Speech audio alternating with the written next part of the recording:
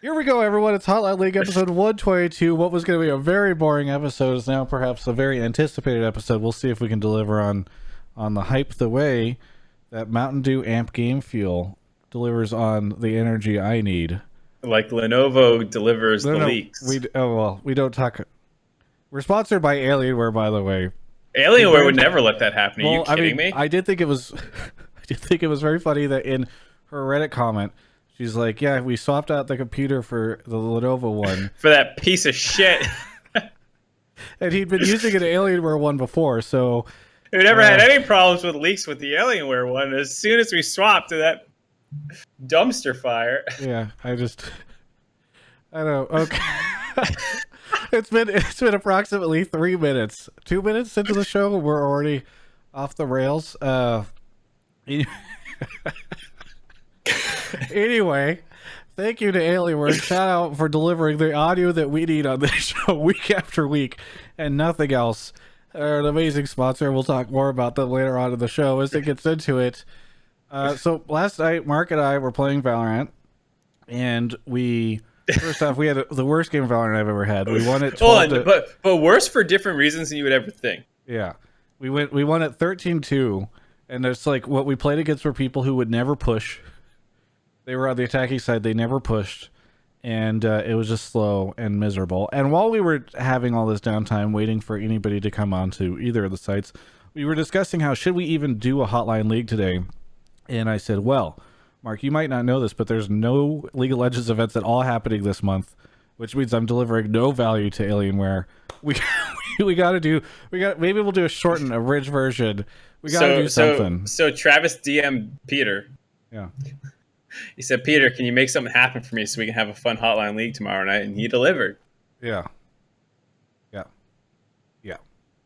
Oh, and Alienware right now flaming me for suggesting that I would be ordering a California roll from Sugarfish. I don't like the rolls. I order something called no roll. Anyway, let's talk about what happened today. So first off, the news that I figured we'd be talking about is the Kabe stuff. So Kabe now going back to Misfits. I'd heard CLG. Clearly CLG didn't put up the money, or maybe Kabe didn't want to go back. I don't know. His girlfriend is at Misfits, which I guess could present its own joke, but I don't know. Whatever. Anyway, we're not clever enough to connect those dots. Yeah. I got nothing for you there.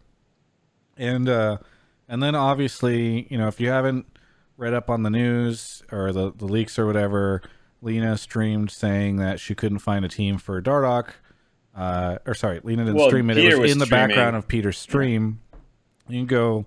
We're gonna talk about everything as if you've already read all this stuff about it and you're up on the conversation and all that. So I mean, it's so interesting as a topic because it just spread. It just branched out from the conflict of interest thing that people have kind of been talking about, but also how it influences Dardoch, and then what's the PA's role in all of this, and it's just chat.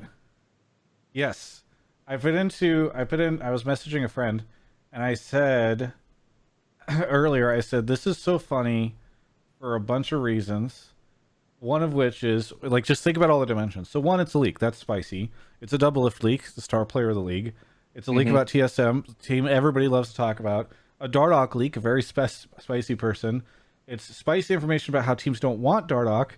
It's a continuation of the double lift Lena narrative. It's a roster rumor.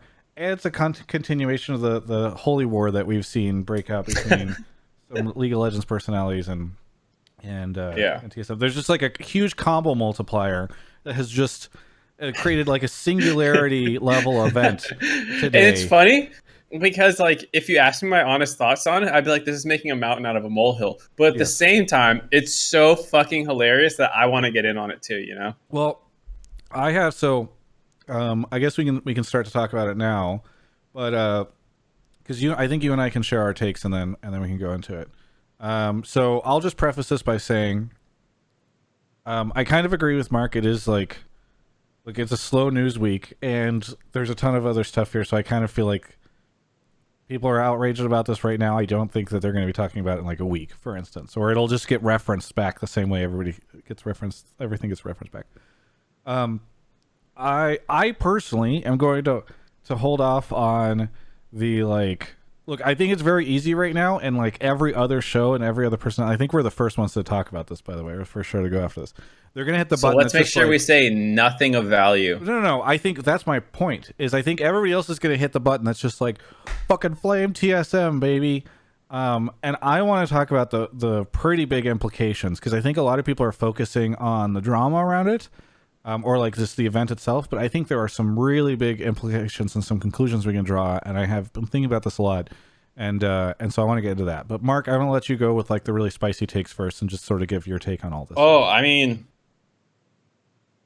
I don't know if I have that spicy of a take compared to most people. I mean, kind of like what I said about making a mountain out of a molehill. If you ask me, like, I know people are saying, "Oh, Dardoch's career is fucked because of this," and yada yada yada. And like on an ethical level, I agree of the dangerous implications of something like this, whatever. And I'm sure we'll get into that. But like on an outcome level, I bet there's no real tangible blowback uh, on a business level for a lot of these people. Like teams already didn't want Dardoch if Linus to be believed. It's not like, yes, this hurts his leverage, but what leverage did he have already? Because no I one mean, fucking, like there might have I been some leverage, right? Like, for instance, if maybe nobody's willing to pay TSM a buyout, but they would have signed him after he became a free agent, or if they dropped him or something like that. well, sure, but that's still true. They Yeah, might but still. now you might say, well, those teams know that nobody wants him or something. I don't know. Like, I do think My it is more my point, information. it's more information. It's ethically wrong that like this kind of stuff is happening. I'm not saying that this is defensible in any way, but like I'm just saying it's making a mountain out of a molehill in the sense that like for the amount, if anyone knows the scene, pro players talk constantly. Everyone's trading information all the time. Like as someone who's worked at a team environment, like the amount of shit that I knew about the other teams in the league for no fucking reason, Yeah. it's insane. And it's still true. Like even before this came out, Travis and I had a conversation on Facebook Messenger last week about Dardoch and if Speaker was going to play and about hearing that things weren't great and that like we already knew that Dardoch was probably getting shopped around, right? Yeah. Why do I know that? you know, on that front, that's what I mean where it's making a mountain out of a molehill where like anyone in the know already knows all this stuff. That doesn't make it right. That doesn't make it okay necessarily.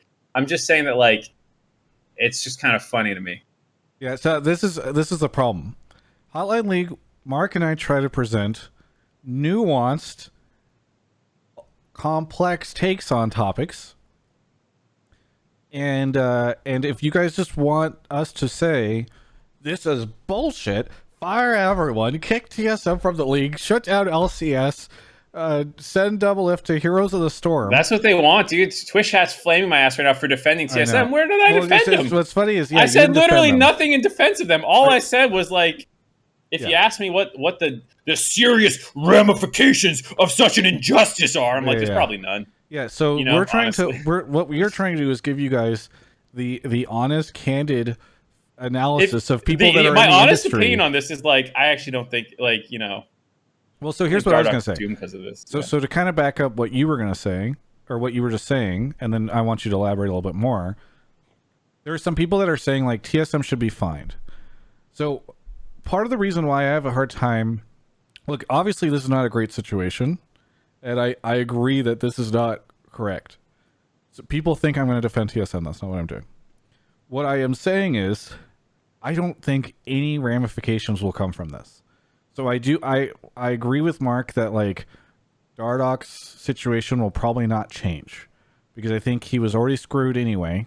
And while this screws him, it's sort of like, you know, any of those scenes from the action movie where you kill the villain multiple times after, like, you just shoot them after they're clearly dead. And it's like, calm down. It's like, Yeah. that's kind of what just happened to Dardoch. I feel bad. I like Dardoch a lot as a person, and I think he's a I great wish he part was for in the league and you and I have popping talked about off, this a but- ton on the show before, Yeah. but like now this is just embarrassing to him. It's not necessarily going to. There might be some impacts. I don't know, but I actually think they'll be somewhat Well, limited. and the funniest part was Dardoch on stream a couple of weeks, like a week or two ago, was like making fun of Monty and Thorin for being like grown ass men throwing a temper tantrum, and then it's like, hey, dude, the person who lost out because of this was you. So like, there's so many level shifts that are comical because people are flaming. Like, I think this is I think it's ridiculous, and I think based off our conversation with Steve last week, you can tell that what I was saying was just because like I was of the opinion that there should be stricter enforcements about these kinds of conflict of interest potentials. I said that basically last week. So if anyone thinks I'm defending TSM, I'm not. But Yeah. like, I'm clearly talking about just like the outcomes, not like what should have happened or whatever. I'm just saying that like, Yeah. So let's just ignore Twitch chat for a little bit here. I'm gonna, in fact, I'm yeah. gonna move my I'm gonna move something over the window Oh, I'm because staring they're right not at gonna it. be happy unless. Oh, is LS here? Oh boy. Anyway, so If he has thoughts, he's free to join. yeah, he can call in for sure. We're Okay. we have no guests this week, if you Yeah, can't we're tell by taking the empty calls. black box. So we're willing to slam anyone in there. So okay. Here I'm not looking at Twitch chat, so I'm just gonna say the things I would normally say, and if people are upset with that, then they can be upset with that. But like, people come here for my opinion. I'm not gonna change my opinion for folks. So one, I don't think that too much will happen on the Dardoch front. Secondly, Riot is just, people are like, TSM should get fined. I would be really surprised if Riot does anything. Like, I don't think that there's a clear rule that has been broken here. I'm not saying that, like, again, I'm not saying that this was what happened was a good thing, but I'm unaware of any rule that they can fine them off of. And I think, in my opinion, Riot has taken a very, like, they are not very aggressive with their enforcement of stuff. I don't think they're very proactive, right? Like, they need a smoking gun in order for them to take action on something from everything I have seen with the way the current League Ops stuff is run. So I think Riot will be able to say, we don't want to get involved in this. This is a player team issue. Agents or the Players Association should do something about this. You know, Riot will put their hands up and say, not us. We don't want to deal with this. And so then you go to the Players Association, which is under normal circumstances pretty ineffective. And as Cutie Pie was memeing about on Twitter, in this case, utterly ineffective. And this is what, like, I think last week or maybe the week before, I talked about, like, one of the very interesting things about this is how complicated Peter's move to TSM has made things, where not only do you have all the obvious issues within the organization, but you also have three of the people, and I think I was the first person to say this point this out. Three of the people on on the five members of the board are TSM players. So, and one of them is a part owner in an organization. So I just think the Players Association pretty ineffective. I mean, I definitely want to have a Flame Players Association call. That's another, I don't know what you call it. It's a joke? I don't know. Yeah. So I just don't see anything happening. I think people will be upset and then nothing will happen and then people will move on and be upset. But like, I don't know. I think the other thing I will say is, it's just very funny to see. And I know that, like, it's not all one entity, but the community just seems to have flopped so quickly on this. You know what I mean? Like, they were hard flaming anybody who was critical of saying conflict of interest or anything like that. And now it's because anyone who was defending the TSM position on conflict of interest cannot say anything. You just can't. I mean, you can try, but you'll get downvoted to all hell. In fact, you can go to the TSM subreddit where we haven't even defended TSM, and people are we've tried to talk about it as like, here are some of the implications, and they're like, what are you talking about? I thought I was coming onto the stream to see you open up the flamethrower and just roast these people. Yeah, I mean, so the other thing I'll say is, like, the apology and some of that stuff as well. It's one of those things that just feels, at least for me, somewhat less. It almost makes it feel worse because I feel like you didn't address the elephant in the room. Like, so for some of the timeline, if people are a little unaware, the clip gets leaked. In the clip, Lena says that no one wants Dardoch, not her fault, whatever. Then in her apology, some of the context she gives on some Reddit comments is about how, like, oh, this has happened, like, we've never had this problem before, and it's because Peter got a new computer and the noise gate was Lenovo different. Computer, it's like, yeah, a Lenovo Garbo instead of the glorious Alienware machine that they were using before. And the implication from that is then, wait, so this has been happening the whole time for who knows how long into the past. And, And then when she gave her apology, that part wasn't addressed at all, that implication. So it was definitely one of those moments where you're like, so what about the, more serious So concern? Because I don't know how long they've been living together, but presuming, it wasn't like, hey, traded, let's move in. They were living together before the trade. Any of those conversations potentially could have been. There's no evidence necessarily, but it I mean, still is like I don't have extra it's information bad, here. bad, bad look. I don't have extra information here. People are going to think like people are going to think that I have a bunch of insight into this. I don't. But I mean, Lena has been in the background of Peter's stream for months and months and months now, right? So I think it's fair to say that I don't know if it was a living situation or whatever, but she's definitely been at the house or his apartment for quite some time. All right. Do you have any other thoughts before I give you my like crazy fan theory? Not really. It's been a wild ride. It's really made today enjoyable. I'm excited to keep talking about it with callers. I expect this will be the entire show, basically. So if you guys wanted to talk about something else, Kabe like too, and LB, oh yeah, Kabe, yeah, but like the whole TSM drama of today. I mean, like I think the LPL finals technically happened between our last two episodes. JDG won, but no one cares. So let's talk about this. So. Oh, Pukey style happened, or Pookie, whatever you say. Yeah. What happened? that guy's picture all over Twitter yesterday. Oh, I don't understand. I've seen that meme. I'm not. TL Jab. We talked about that. That was the entire episode. Last episode. Yeah. Well. Anyway, Twitch chat. They don't. These are a bunch of people that aren't normally here, and so then yeah, they don't. That's know. True. They're like, "Did you guys talk about Cloud9 winning yet?" People say Travis doesn't know what the LPL is. I did a 2-part documentary series where I went to China because of Alienware and Intel, and I did a whole exploration into LPL. Oh yeah, there was the amazing drama too, I guess technically. Yeah, you'll have to fill me in on that because there's been so many. Raz says Travis never went to China. I literally interviewed him in China. Do you have proof? Yes, actually. You go to youtube.com/Travis Gafford. Looks like some green screens to me, man. Yeah. Anywho, where was I? So yeah, we can talk about all that stuff, and I think that'll be good. But all right, everyone, here's my big thing. All right, here's Travis's. So I beat Final Fantasy VII Remake. And I immediately no, I'm going to explain how this works. And I immediately went on, and there's all these fan theories, right, where they pull like, well, you look at this, and you look at this, and you look at this, and you look at this, and you build this like unified fan theory. So I want to preface everyone by saying that what I'm about to put out there is a pretty complex theory that takes a lot of like random facts from different places and is pretty big speculation. Do you have a Wikipedia blurb I can read on this instead? But this is about TSM, by the way, not Final Fantasy VII. I'm just saying like that. I'm been reading so many that this concept now. So here's the thing. Again, people can freak out about all this stuff. We're gonna have a bunch of calls about it, I am sure. But here's what I'm getting at. Theories. All right, because Lena has said like we've done this before in the past and it hasn't been an issue. It's pretty clear that she talks about the stuff in front of Peter.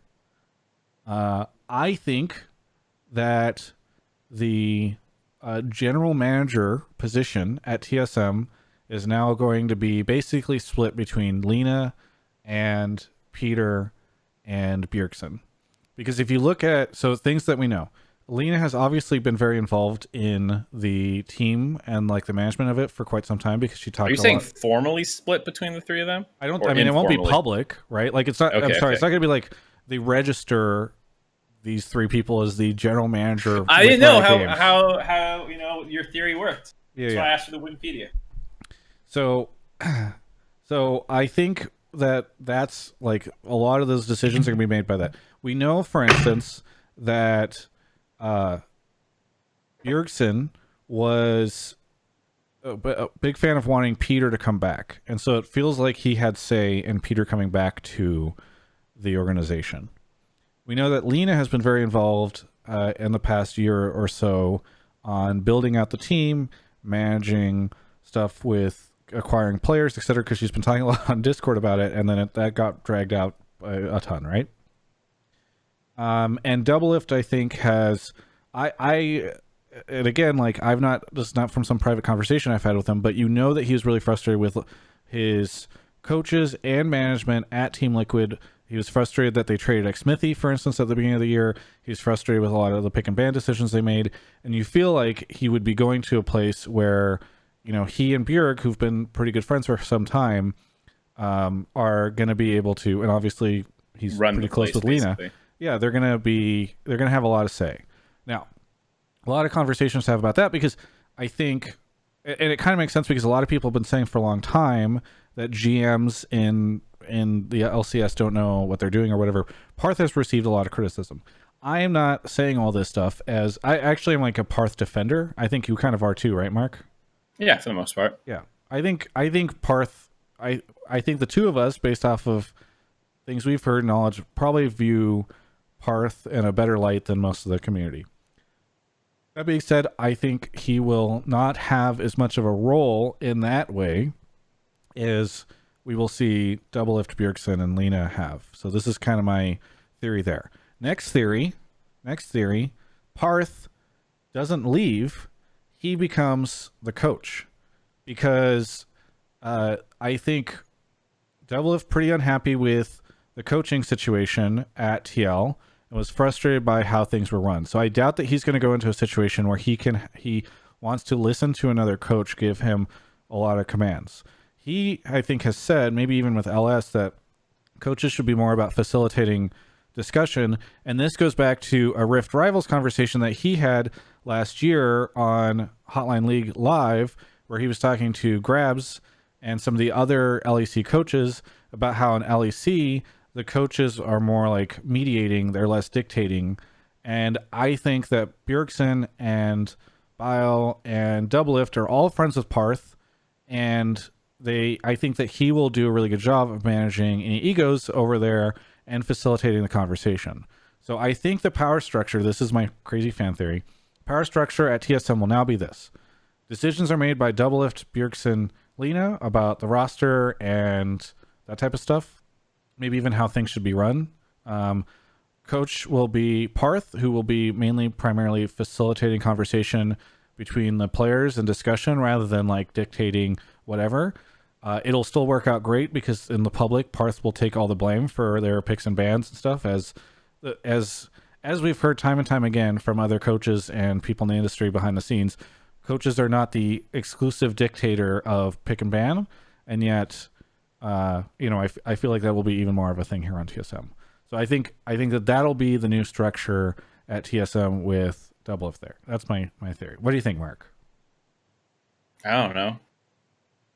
Seems like a lot of speculation about power structures and stuff at TSM when I just want to meme about conflict of interest. By the way, I'm not saying, that that this is like a good structure.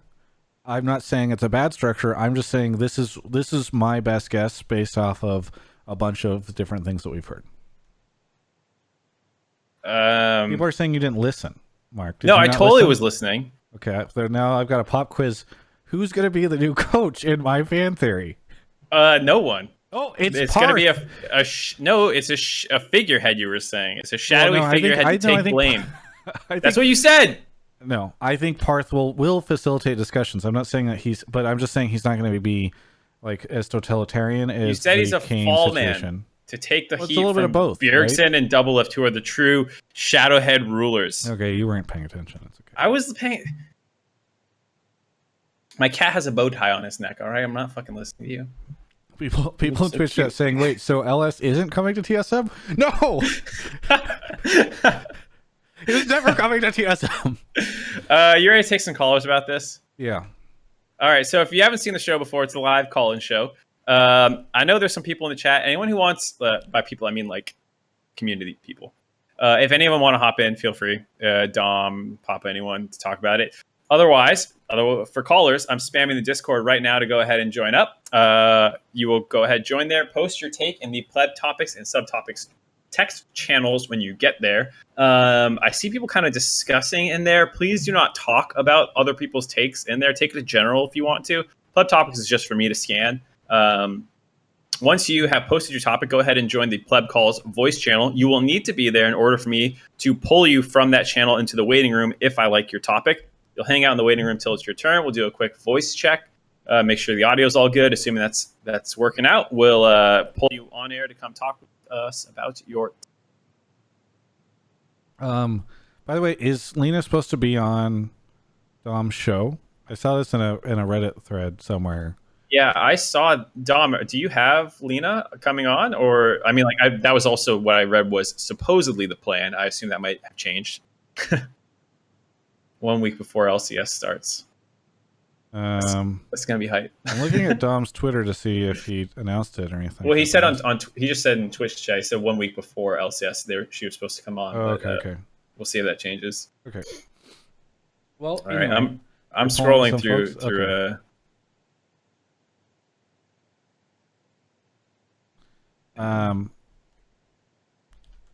Twitch chat. I want to give a shout out to some people who subbed. The Kappa is Gray, Techno Weeb, 26 months, Cacti. Thank you for the 5 months.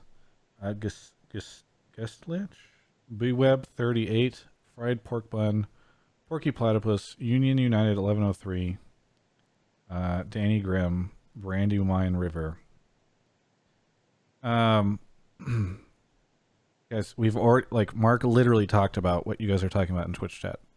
Which is what? Ben and Jerry, thank you for the prime. They're like, Dom wants to call in. I'm like, Mark said Dom can just message Mark. Jesus, people. All right. I'm not reading Twitch chat right now, so if he did message me, I'm sorry if I missed it. But yeah, that's fine. I mean, he can come in at any given point in time in the show too. So yeah.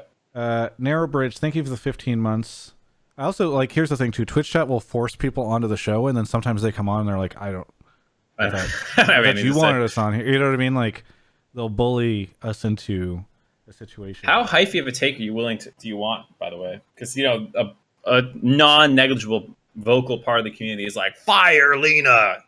Yeah, which, I mean, I'm not trying to censor people here. I don't want any kind of like weird sexist stuff, which is some stuff that I saw in the Reddit thread. And all right, well, we'll try one of these and see how it goes. Okay. Not the sexist thing. I meant the you know what I meant. That's fuck me. All right, and then let's see. Any other subs? No other subs. We're just waiting. Mark, you can start grabbing people, Mark, if you want. All right, I'll grab the first one while okay. I look for more. Can Dardock sue? We're not here for we're not here to give legal advice to players. That's what the Players Association is for. By the way, again, please, I would love to be sponsored by Mountain Dew Amp Game Fuel. I've been drinking a ton of this stuff, and it's really difficult to find. Feel free to try it, and if you do like it, tweet at Game Fuel and tell them that I told you that I really like it. All right. How else are you guys doing? I have not had the yellow one yet. No. I've only had the blue one and the red one.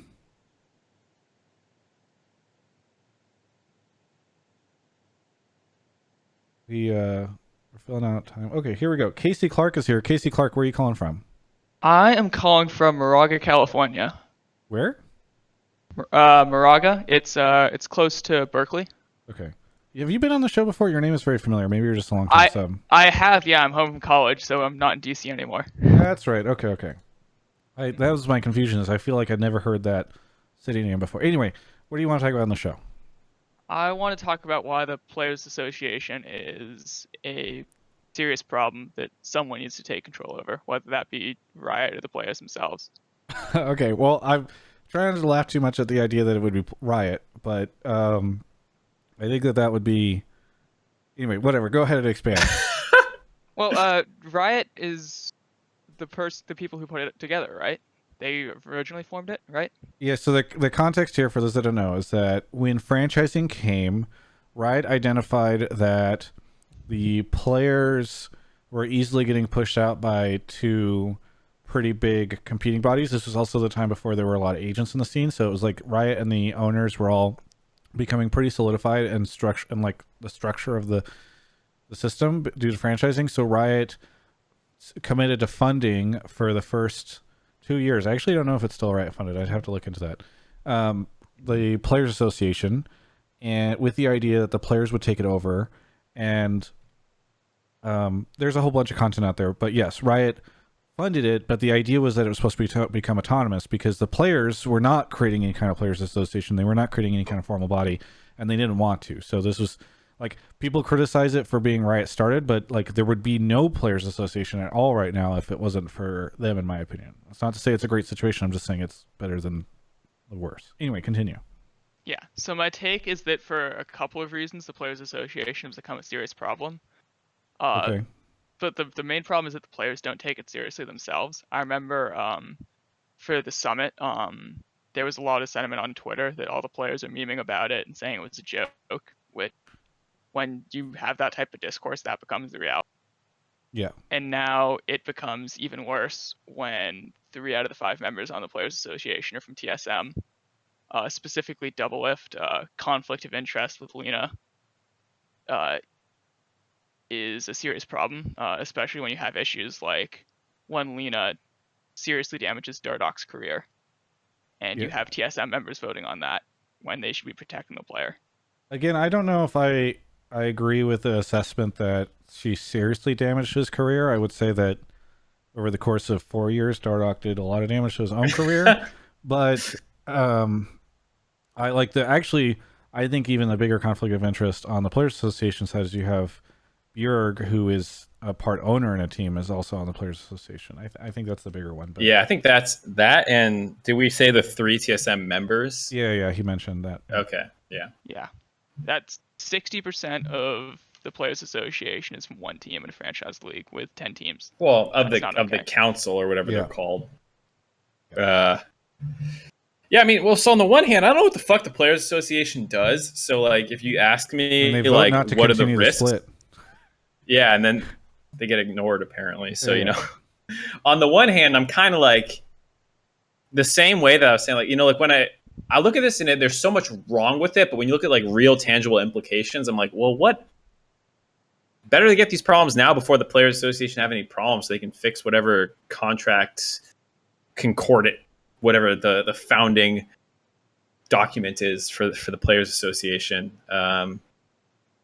But the fact that players can have potential ownership and be on like this council, whatever it is, vice president, does seem a little weird to me.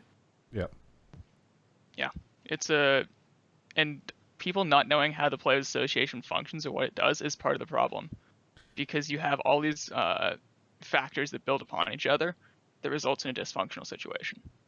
Yeah, I mean, if your take is the Players Association is not a great. By the way, mods, I'd love for you guys to be a little bit more heavy-handed tonight in Twitch chat. We've got some people that are a little ridiculous, but if your take is that the Players Association is not operating the way it should, I very much agree, and I think we've talked about that a lot on the show before. What, Mark? Like, just what you said, it's not operating the way it should is funny to me. I mean, like, let's say, you know, there were no potential Bjergs and conflicts of interest. The Players Association had equal representation of different team members across their council or whatever you want to call it. Like, what would people want to see the Players Association do for Dardok, assuming everything else was kosher with the Players Association? Like, what would be their method of I mean, that's a good point. So let's take this back. So what would they even do? In no way am I criticizing what you're saying, Casey, because I think it's true that like there's issues over there. It's just sort of like we didn't have these problems last September. Let's say, for instance, Doublelift was on a different team. Actually, let's even go back further. Let's say like July. Doublelift wasn't dating Lena, and he was on a different team, and Bjergsen wasn't a part owner yet. It is true. Like it is true. What would they have done in order to handle this? Because I think that they would be pretty inconsequential. Because people are saying sue 100%. I love This is Have any of you in Twitch chat been a part of tried to sue anyone or even take legal action against anything ever? That's how you know we have a lot of Americans in the chat, is just because they're like, just sue them. It's like what? Because I've been a part of something. This is probably something people don't know, and I won't get into the specifics of what I was a part of. It's a fucking nightmare, and it costs a lot of money, and it moves really slowly, and more often than not, it's a waste of your fucking time unless the sums you're talking about are fucking massive. Even if you win your court case and can put the legal fees on the other person, like it's usually not worth the headache. Your case would have to be pretty good in things like this. Like I'm not a legal expert, but like I've been down that road before actually once, and it's fucking blue. And sorry to sue unless me, actually. yeah, I mean, like I don't know what Dardog's contract is with them, but I have a hard time believing that this is. I don't know what the kind of language is in his contract, but like if it's not an explicit, clear breaking of something in his contract, like what are you suing over exactly? I'm not a lawyer, so maybe there's something I don't know. Yeah, I guess. Like, I guess what I would say is, what money? Where are you getting the lawyers from? I don't know how the Players Association works. Do they have a fund that they've set up for players to sue orgs in case people, they need? For instance, say NDA. What do you guys mean by that? Like, did Dardog defamation? Do you guys know what defamation is? Yeah.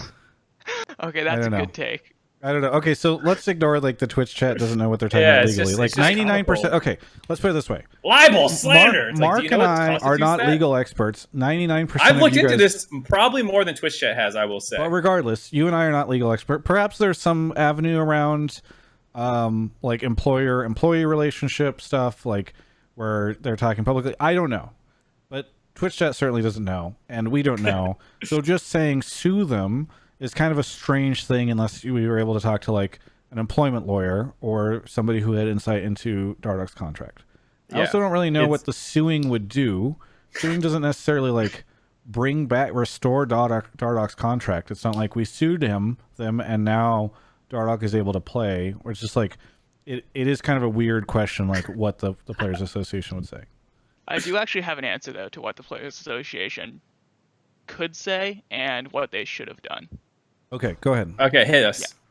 Yeah. So first of all, I think the main problem here is that this just feels wrong, right? That's why the community is upset. That's why people. For sure, it is. I mean, it is wrong, right? Like we can say it on an ethical level. I don't think anyone should look at that situation and go, "Oh, that was fine." And if the Players Association was functioning properly, also on paper would be wrong, right? And then you would have rules and regulations in place that would give Dardog an avenue to address his grievances either with riot or with arbitration potentially, and then ask for those punitive damages if there was like rules on paper about what managers could and couldn't do. Because so the rules on paper thing is violation. The rules on paper thing is kind of weird because it's kind of an ambiguous statement. Are you saying like presumably Dardog has an agent? If he doesn't, he probably should. And I think a lot of that stuff can be built into contracts. I think this is such an unusual situation that it's unlikely that like even if the Players Association did have folks, they would be able to have proactively foreseen a situation where a team owner says something publicly that is a leak about the status of that player or if people wanted them or whatever. It's kind of like it's just this is a weird thing to foresee. Now, if it was something about like I remember when Echo Fox was doing all that weird stuff where they were dropping players at the last second and making it so they couldn't find somebody and sort of screwing them during the trade window. That's actually a situation the Players Association did do something about. It's just like it's hard for me here because this is such a unique, weird situation that's hard to for me to imagine that the Players Association or an agent would be able to foresee the situation and put it into a contract. Yeah, I mean, like hypothetically, let's say Lena is, and I assume she's not lying when she says no one's interested in Dardog. That's just stating a fact, right? Like if somehow Travis and I heard that and we said the same thing, I know she's the president of TSM, so it's not the same thing. But I'm just saying like that information is not inherently like as far as I'm aware, libelous or defamatory. That's the right word, whatever you want to call it. Like she's just like the fact that it leaked as well. You could argue culpability and these kinds of things. Like I don't know. It just sounds so ridiculous to try and try and say those kinds of things. Loss of income. You have to prove loss of income. You cannot speculate on loss of income. People by the in way, Twitch chat guys. are just calling you a TSM apologist, which is just so tilting because maybe I just need to not look at I Twitch mean, chat it's for this easier if episode. you don't understand anything to then suggest things. It's much easier to suggest things you have no concept of, because then you're never wrong. Yeah. If you don't understand what you're saying anyways. Look, I just I this is a tough situation where, like, I understand why Twitch chat is outraged and why Reddit is outraged, right? Yeah. They feel like this is an improper situation. The problem is you cannot just sue people. One for all we know. Well, technically you can. Technically you can sue and have a horrible case, and it doesn't matter, and you tie them up in legal fees. But my point is, we don't know if there is a suable situation here or not, because we are not legal experts. But people who just say, like, people want there to be some sort of repercussions, and what I'm saying is, I think there's entirely a world here. I think there's entirely a world here where this is not a good thing that happened, but also there's no, like, repercussions that could occur. Sorry, I want to get back. I'm tired of. I mean, let's wrap this call up. The point that Travis and I are making is, like, we agree that this is not a good situation and things should be looked at. But when people keep pointing at the Players Association, which has its problems with conflict of interest potentially with Bjergsen and multiple TSM members, even if you strip those away and you say, what do you want the Players Association to do? I don't even think that there's a clear case for what they should do. And maybe I'm wrong, but that's the point that Travis and I are making, is, without defending TSM at all, if I was in the Players Association shoes and, like, Dardoch came up to me and be like, hey, isn't this fucked up? I'd be like, yeah.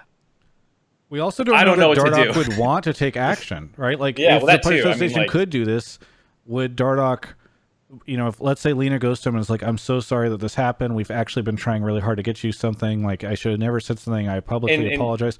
And he goes, okay, whatever. I don't care. I'm not going to sue you.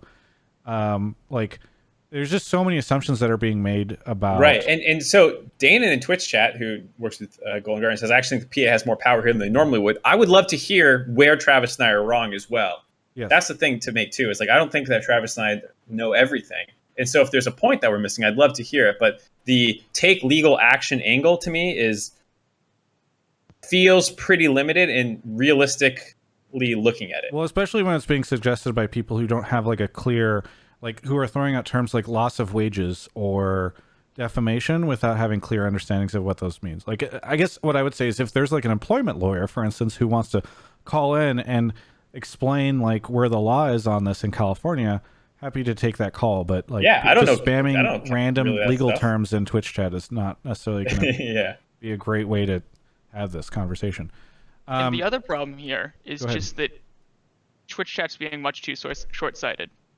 Like, a much more reasonable thing to say is that the membership of the board needs to be more balanced towards all the teams. 100%. And I think it's reasonable to, obviously there was something happened here that made people feel bad, that may or may not have legal implications or issues with TSM and Dardoch, and that's for them to work out. But the Players Association could do something like creating a forum that's a neutral venue for airing these disputes. I mean, they might. Yeah, I mean, they could do that right now. And I think it's better to look to the future and say that when something truly terrible happens, this has been a moment where we've created the infrastructure to deal with that. For sure. I think you can say, I want the Players Association to make a public statement. You know, like, while that doesn't do something in and of itself, at least you're putting the collective weight, arguably, of the league's players behind this and saying, hey, we're standing behind Dardoch and yada, yada, yada, whatever. So, yeah, I think there's some structural changes potentially that you need to look at with the things that we already covered, as well as, can this be addressed so in the future, if similar things happen, you have more of an avenue to pursue. Yep. So I think the other thing I've been thinking about. Hold on. I was gonna say we have Dom in the waiting room. If you want to. No, I just want to wrap up this call. Okay. Final point. Even though we said it like 3 times. So because, well, you've said it 3 times. I've said it. I think what I will say here is, to your point, there needs to be change on the board member list, or like the executive committee or whatever.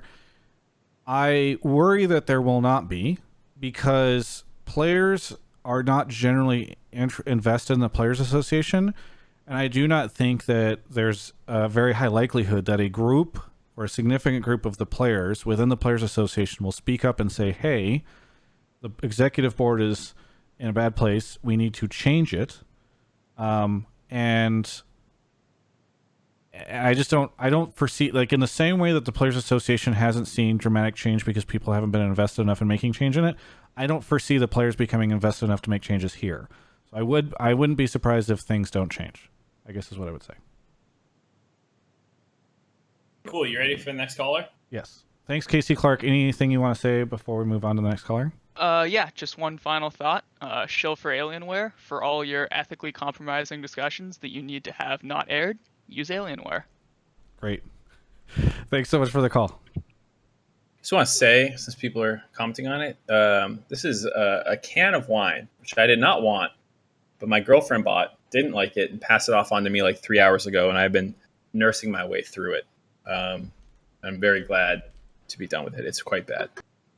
Great. Anyway, let's move on to the next caller. Mark is off grabbing them. Let's see. Some subs in the chat. Thank you to Retroburn, Backlog Bandit, Kyle0808 for gifting 10 subs. Oh, that's awesome, Kyle. Thank you.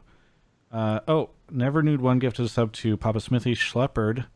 It's Kyler, Nemsic, Titan's Wrath. Oh, there's been a ton of people. It's Armand. Dom's here. Oh, Dom. Welcome, Dom. Where are you calling from? I'm calling from Santa Monica. Do you hear anything in the background by any chance? No. Oh, okay. My noise good. gate is working then. All right. Okay. All good. All good. What's your take or what's your opinion? Well, I mean, like, where do you want to start on the whole situation? Because I think okay, you go ahead. Well, I was just gonna say, like, at the beginning, the whole problem originally, like the whole thing that Monte and Thorin were talking about, the reason why this whole thing was a drama was because of the speculated conflict of interest that existed within the relationship between Doublelift and Lena, like whether they're on the same team, on opposite teams, whatever. Doesn't matter. You have like somebody who works in management that is extremely close with the players, so there's probably going to be things discussed that, you know, normally should not be discussed or shouldn't be known if you are like a player either on TSM or on another team. And up until this point, they just had like plausible deniability, right? Like you could just say, hey, no, we just actually don't discuss those things. You know, we keep it professional. And anyone who's been in a relationship probably knows, oh, if you live with a girl or you live with a guy, you're going to be discussing most of like your biggest problems within your work field with each other. But, you know, there's no way to actually prove that. So nothing could be done. But now we have like pretty much evidence that this has gone on. Like we have it leaked here. But then the other thing that she admitted on Reddit was that she's done this before. And I don't even know if she realized that she was admitting that she had taken work calls while Doublelift was streaming, which probably means she's also taking it while he wasn't streaming. So I think like that now, like there's so much that's blown up where the league can't just play a blind eye anymore. You can't just say, hey, well, we just don't know that this existed. Like now you have evidence that it exists and you have the person admitting that it's existed before. This wasn't just a one-time thing. So like, what does the LCS do from here with this new evidence that there is a conflict of interest, like within this relationship? I mean, I think they do nothing. I think what they're going to say is that this doesn't break any rules, and they'll just say this is something for the Players Association to sort out, which I'm not saying is the correct answer. I'm just saying, given how they've handled things in the past. I agree with you that that's what I think they're going to do. But how fucked up is that? Like, isn't that like super, super fucked up that now there's going to be a conflict of interest just allowed to exist? Where it's like, hey, yeah, I mean, Delft can be on TSM, and obviously if the president is taking calls about players in front of him, if there's ever a problem with him or like another player, like he's definitely going to have just an edge in that conversation. If my girlfriend controlled things in an organization that I was a part of, I would definitely have more sway with what goes on within the organization than a normal player should. So like, to me, it just seems like there needs to be something done. Either Lena should not be working on League of Legends anymore, or like there should be something done by the league to prevent like this from happening in some way. Either Doublelift is not allowed to play for the same team, or they're like, I don't know what can be done necessarily, but I feel like some change has to be issued, and this is like for the LCS to figure it out. Yeah, it's weird for me because I don't see the league doing anything, and even if I'm like, what should they do? The same way I was thinking before about like what should the player association do? Because this is something that makes TSM, strictly looked unprofessional or whatever. And like you're saying about if one of the players has information about things that they shouldn't have information about, that makes only them have a problem. It's not necessarily a league-wide problem then. I mean, I guess it is maybe if Lena's like sharing information, like if Jack called Lena and then she was telling Peter, like I guess Jack could argue that was a league problem, but otherwise it feels now somewhat isolated to TSM unless Double F leaves TSM at the end of this split as well and they're still dating or something. Not to mention, and again, this is not what people want to hear in Twitch chat or on Reddit because they're out for blood. But I feel like TSM has plausible deniability, so they can say like, "Oh yeah, we had this conversation about Dardoch," but all those other conversations I referenced on Reddit in the past, they were all like sponsor conversations or conversations about other content things, and those were the business conversations I was referring to.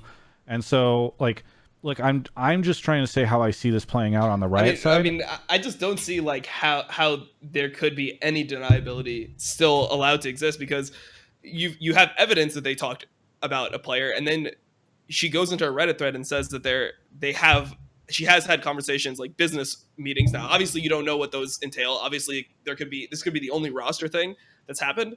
But if this is happening in front of Doublelift, like on stream, you have to think about like how it builds up to that. Like, okay, so if something, let's take me for example, right? Let's say a clip comes out, Dom does crack on stream, right? Blows up. Holy shit, Dom's doing crack on stream. It's fucked up. Like, fucking ban him, like all that shit, right? Think about how it gets to the point where I am doing crack on stream, right? Like, I'm probably going to be doing crack by myself, right? And then I'll be doing crack in front of my girlfriend. And then by the time that I'm doing crack in front of my girlfriend's stream, like, we're doing all types of crack out here. Like, think about how much cracks went up my nose at that point, right? So, like, you have to think about, like, what is actually happening here for it to be leaked on a stream. Like, this is such, like, a huge lapse of judgment, right? So for me, you have to think about, like, the buildup, and then now you have to, like, if this is what's being exposed to the public, like, what could be going on behind closed doors? Yeah, I mean, I think an episode or two ago, Travis and I were talking about this, and we're like, undoubtedly, like, conversations have come out. It's just, could Riot prove them before? And like what you're saying about plausible deniability, even now, like what I think happened and what they can still prove, or like then what are you supposed to do with it? I don't even know. Like, I think that's the weird thing, because any of us who have had a significant other, like you're saying, Dom, like, my girlfriend comes home and complains about her coworkers all the time. I talk about, private league shit with her, stuff like that. It's just how relationships go. Mm-hmm. But like, even with this saying, oh, I've, her post kind of making it seem like, or making pretty obvious she talked with other people before. That's still not like, hey, does that constitute proof? And then like, what should the league do? Because well, I mean, I know, legally, I don't think legally they're going to have that great of a case. But I think that, I mean, the LCS is its own entity, right? Like, they can do things that make sense for them. I mean, obviously, like, I was fucking banned from the LCS for a year. That didn't have to, like, we didn't have to go through like legal hoops to like prove anything that I deserved that type of punishment. Like, they can just do whatever the fuck they want. That's like the part that they wanted. They wanted all the control of being the LCS. So the way that I see it is, it's up to them to make judgments on what they think possibly happened. And based on what you're seeing on Reddit, based on what she said, it just doesn't add up, right? Like, okay, I'm sure that you can go through it and be like, oh, well, she said that she's had meetings before, but maybe before is technically any time before right now. So that means that like maybe she was only having talks about TSM when Doublelift was officially on TSM. Mm-hmm. But if you're using your brain, you're like, okay, she's probably been talking about TSM business in front of Doublelift when he was on TL as well. So that's like an admission there. And if you really are trying to be smart about it and read between the lines, like, how do you not arrive at the conclusion that this is unhealthy for the league? Yeah. I mean, I think what's very true is that repeatedly this is forcing the league to analyze, like, I mean, I think we talked about this on a previous episode. Like, a lot of traditional sports leagues, to my limited understanding of traditional sports leagues, have rules against relationships between players and different folks. Mm-hmm. I think what's interesting is LCS did not say anything whenever this first came out, and you got to imagine that Greeley, the commissioner, every week now, like first it's like, okay, whatever, we're not going to do anything. Then it becomes, okay, he's going to TSM, he's not going to do anything. Like this has got to be an upcoming conversation that is going to continue to happen for them. And I'm curious if there's at some point in time where they do feel like they have to make the change. Yeah, and it has to be done. Like that's something that they have in most major companies in America, where like the CEO of McDonald's can't date a McDonald's employee. Like that's just not a Right. thing that's allowed to happen. So. But that's so I saw that one because I was deep in the Reddit threads, you know, for the last couple of hours. I saw that reference brought up too, but that was a like McDonald's internal policy, I believe, as well, which is where which all these things are going to be internal policies. I'm right, pretty sure which is the same like sports leagues have the same internal policies. Yeah, yeah. And so that's what I was going to say is I wonder if, you know, what Travis was saying, Riot just stays hands off and is like, if this is creating problems at TSM should sort it out, not us. And they just kind of wash their hands that's what of I it. think. I think Riot doesn't want to ever have to do these types of things if they have an excuse not to. And so it's until you see a smoking gun. And again, I've closed all my windows, so I can't see Twitch chat right now. But I know people are going to get angry about that and say, Travis is a Riot shill or something. I'm not saying that that's the way. We are only having discussions about what will actually happen. And I don't, regardless of what 80 Wood thinks, like I feel like Riot's policy has been hands off until there's a smoking gun, and then once there's a smoking gun, they're forced to do something. That's when they take action. Is this not a smoking gun? Is this not enough? I think that they will say it is not enough. They want like Skype logs and shit. If I had to guess, you know, like where they can see. I mean, you literally have like the audio of her talking about a part of the TSM business that the player should not know about regarding the LCS roster. I think Riot will say we don't have a rule forbidding a owner from discussing something like that in front of a player. I mean, I just don't know when that's ever fucking mattered. Like, when does it matter when they had a rule? Like, when I got fucking banned, there was no rule about that shit. So, like, that's, like, the reference point I'm going to. Like, well, I think if I got fucked by Riot Games using their same fucking rule book, then why does there now need to be a rule set in stone? Like, isn't that just favoritism towards, like, orgs that obviously are, like, super popular I think within your scene? To go back to the traditional sports analogy, I think all these different leagues operate differently under different commissioners. And so I think you can look at, like, I don't know if you would have been banned, for instance, underneath the, like, for instance, Solo. Oh, without seems Jason to have Katz? been having, No, probably not. Yeah, probably well, not. exactly, right? So, like, the leadership over there is dramatically different now. And I think that that's what has changed their policies to be less aggressive. But Travis, what about stuff. the consistency? Don't they care about consistency? I mean, wasn't that their whole thing? Again, in traditional sports, I feel like things change based off of the commissioner. I think that's what we're seeing here. I'm not trying to argue with you. I'm just saying, like, that's why I'm just trying to answer your question as to why I think you see less consistency, because commissioners have different takes on stuff. And also, Dom, you were toxic. You weren't saying things you shouldn't have said in front of pro players. I think to your point, no, that's a lot worse. Like, think about it like this: what happens if Doublelift like flamed a teammate on that stream? Like, then he probably needs to be banned from LCS. Like, that's the real fucking problem there. So I'm really happy to see that, like, regardless of what was being said, and, you know, potentially like hundreds of thousands of dollars being lost for a player, at least we didn't see anyone's feelings get hurt. I think where I'll leave this is the smoking gun that we're talking about is only about the TSM internal dealings, and the circumstantial bit comes to when Peter was probably still on TL and what they were saying. And that's why I think Riot will probably still stay hands off. If there was like, if someone scoured through Doublelift's VODs of him streaming on TL and found a similar clip, I feel like then Riot would step in. But if it's just the TSM one and us assuming, I think they'll stay hands off. Isn't it unhealthy for a player to be hearing like roster decisions? Like, let's say you have a new player coming in. Like, there's a reason why you can't approach other players, right? In terms of like the poaching rules, like you can only approach the org themselves. So isn't it a problem that like calls are like, now we have evidence that calls and roster moves are being discussed in front of a player? Because even if it's like, okay, this is a problem within TSM because it's and it's not really only within TSM, because if Dardoch's being traded, like, it obviously, like, you know, has to deal with other teams, etc. But let's say a player comes in and Doublelift gets wind of a potential roster change or something happening within TSM, or like how orgs talk to each other, right? So when a player goes into like the off season, the free agency, they talk to a bunch of different teams, and like TSM will be like, hey, okay, like we're trying to get Xmithy. I mean, that was like one of the ones that was leaked was, is Xmithy going to TSM, etc. And then if players like know that, couldn't that affect the ecosystem because there's this extra knowledge known by players that shouldn't have the information? Like obviously there are things that are leaked to players either way, that it's like, hey, like, don't tell anyone, but this is like what we're talking about.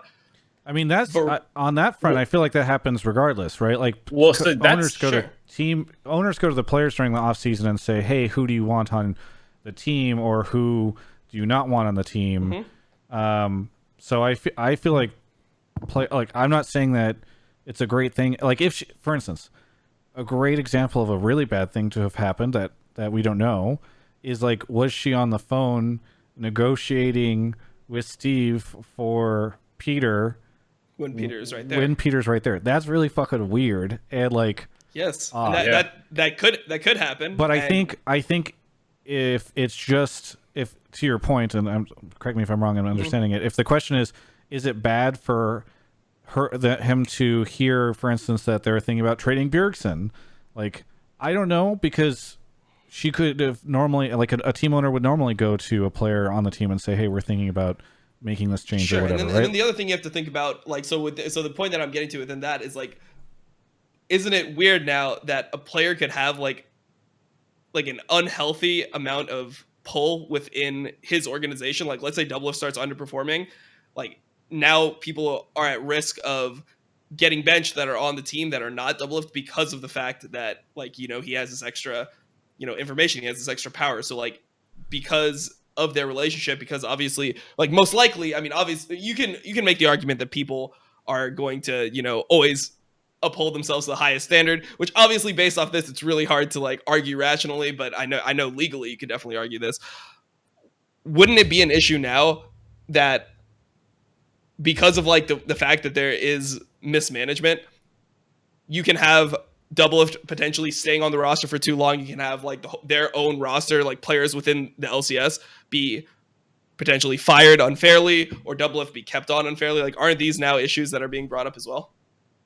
I would think so. I mean, this is something we talked about with Steve last week, was like, to Travis's point, I would say most players are pretty in the know about a lot of off-season moves kind of going on. I mean, like if I'm knowing about the TSM Speaker thing 3 weeks ago, I'm sure that these players know about the TSM Speaker. Right, exactly. Like we've probably all heard that Dardoch was getting shopped around, and so like how these rumors start and who knows and all this stuff, it's not all going to be pursued legally or even within the league system and fines and these kinds of whatever is going to going on. But that's not to say that you shouldn't have preventative measures set up to at least try and hamper this kind of stuff, which is like the drug war argument that people always have is, like, oh, it's not stopping it, but it's like, people are always going to do drugs, but it doesn't mean you should just legalize all of them and stuff like that. Like, so I kind of understand the argument that like the league probably should have had or look into having better preventative rules about what kinds of things are acceptable to them than trying to do it reactively now. Because they're, like Travis is saying, what rule did this specifically break? I'm not a rule expert. Maybe there is one, but I would be surprised if there was. And that's kind of the problem, is when you start getting into these really weird situations, there's not precedents or, predefined things to point to, which makes it really weird. I'm so fascinated to know if they ever will make a rule about the relationship thing, and when they do that and how they handle it, right? Like, does the 2021 rulebook for the LCS just casually have this new rule in, and then when asked about it, they're like, we've grandfathered some people in the same way we grandfathered in whenever they made these relationships existed prior to the rule. Yeah, the regional thing. We'll like, whenever it was like, we don't allow certain teams, but players, you can't have more than two imports. You better watch out, Travis. Maybe they don't let interviewers be involved with people from exactly. teams. Yes, exactly. So you could get screwed. I would just like to clarify, by the way, that that any, like, we have specifically set up 2 separate rooms where anytime she's working, she's in that room whenever she's here, and I'm in this room, and we do a lot of things to make sure that nothing ever gets heard. But anyway, yes, it is very fun. I'm curious to see how so this what goes. you're saying is that you have more systems set up in your house where you're not actually like part of any team. You're just a reporter. You have more systems set up in your house to.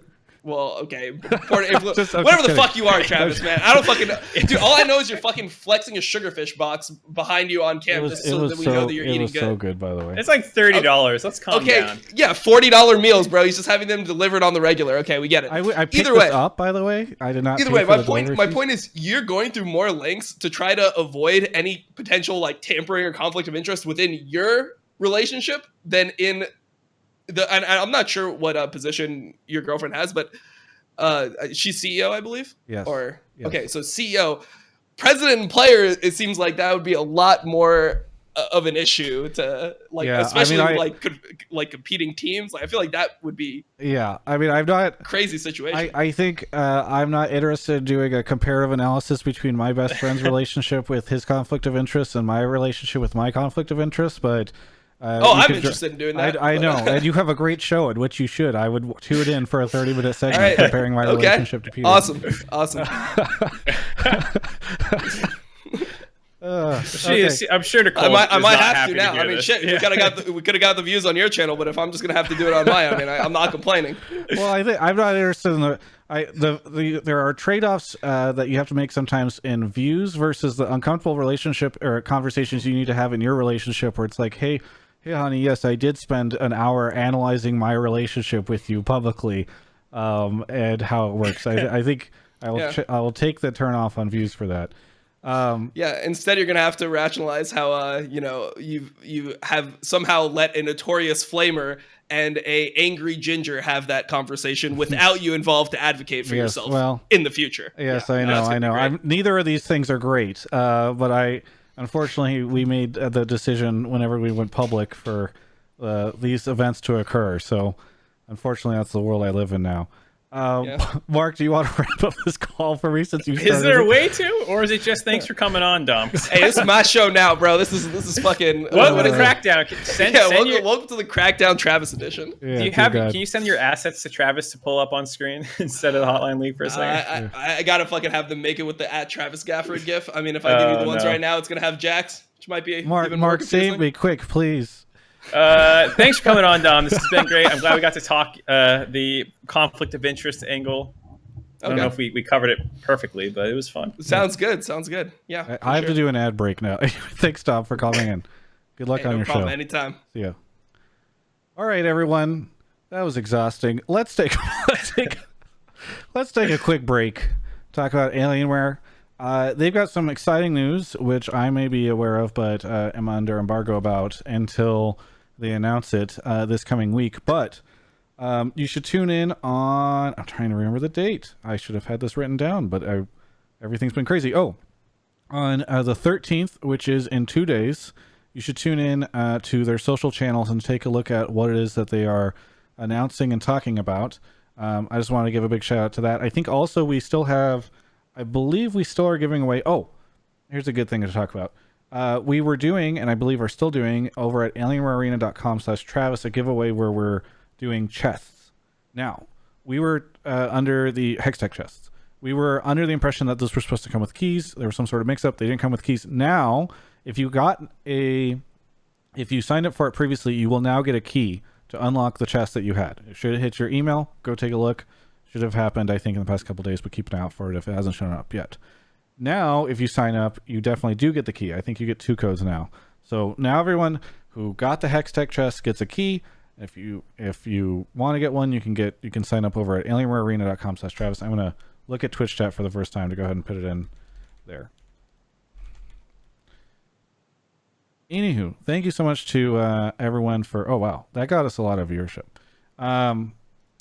Anyway, take a look at alienwarearena.com/Travis for more info. Mark, how much longer are we going to spend on the conflict of interest stuff? Because I think we should talk about Kabe and maybe some more. I was looking for a Kabe caller right now. The only one I can see is spamming about how good Misfits is going to do, which is a bit of a different angle on it, potentially. Yeah, but I don't know. I think we're okay to talk about that because we can talk about it in reflection of his time on TSM. Yeah, I'm just less of an expert on the EU stuff. Yeah. So it's a little bit different to talk about. But anyways, we have one caller, so I'll grab him and I'll keep looking for topics. Cool. Let's take a look at my subs. By the way, I know people would love for us to talk about this stuff for 2 hours straight, and it would get a ton of views. But we talked about it for an hour and 15 minutes. So anyone who says that I copped out on talking about it is wild. Suck, thank you for the 3 months in a row.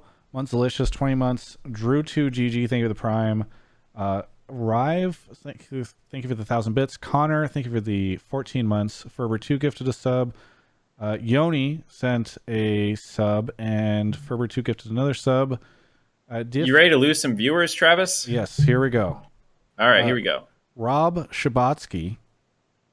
Welcome to Hey, the show. Travis. What time? Where are you calling from? I'm calling from Taipei. From Taipei? That's crazy. Yeah. What time is it there? Yeah, man. What's up? It is just afternoon right now. Mark, did your animals just Do you drop a hear ton of that? stuff? Yeah. The orange cat sometimes just tweaks out hard. Like he just loses like what's going on around him and just goes spaz mode. He's fine.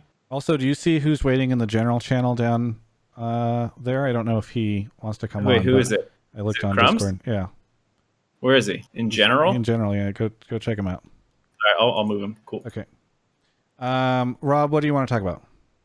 So my take was really kind of going to be about how I feel that Lena kind of screwed the pooch on this one and made TSM look pretty bad. But since you guys already talked about that a little bit, I wanted to specifically kind of focus on her comments about Lenovo and how potentially kind of like throwing your sponsor under the bus in this PR scandal, immediately as kind of like this reflex is pretty bad for TSM. And I think this kind of just makes like TSM, of course, but LCS and esports as a whole kind of look worse through this whole thing. And I was actually kind of wondering what your take was on that, Travis. I mean, this is super complicated for me because, like, I'm gonna let Mark handle this one because what? No, I picked this specifically for you. You love talking business and all this. I like talking about business, shit. but like, I'm gonna be candid here. I know I'm gonna be candid here and say like I am conflict of interested by the Alienware thing. So I guess if I have to talk about it, it's fine. We're conflict of interest out the ass. No one cares about us. Yeah, it's true. So, like, my question is, as someone who works with sponsors more closely than I do, for the most part, what would you expect, if any, blowback to be from this? I don't know. I mean, I'm going to give a very unsatisfying answer, and people are going to think it's because I'm trying to dodge. I'm not trying to dodge. It entirely depends on the brand. So, some brands, for instance, are... They run through an agency and they do spends with, and I don't have much insight into Lenovo because I haven't worked with them. They run through agencies and they do spends with teams or influencers or whoever where all they really care about is impressions. And at the end of the month, they get delivered like a spreadsheet on, hey, here's how many impressions they delivered. And unless something like really bad happens where like somebody drops like a racist slur or something like that, they don't tend to notice. And so, for all I know, perhaps the brand doesn't notice.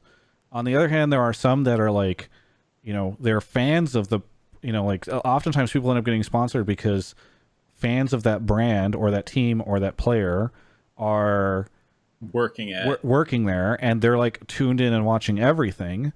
And then it becomes a thing. So like there are as many different takes on sponsors as there are like personalities of people. And you never really know what you're going to get. So in this situation, I don't know. I think obviously like there could be somewhere it's like, hey, you kind of, wish you hadn't mentioned our brand in that situation. I don't think they're not going to lose the sponsorship because of this. I would be shocked if any brand did that. It just becomes like a conversation about, hey, I wish that you hadn't mentioned us that way or whatever. It certainly doesn't feel like it's good PR for Lenovo. So not too big of a deal in the end. Yeah. Yeah, okay, that's fair. I just felt that, this whole thing is being handled kind of unprofessionally, right? And Mark was saying this isn't that big of a deal because it's like, Dardoch is, everybody knew about that. But like if this was like some really big shocking thing that got leaked, and then it turned into a much bigger deal, and then she's dropping Lenovo's name for some reason, I just feel that it's really not a good look for TSM.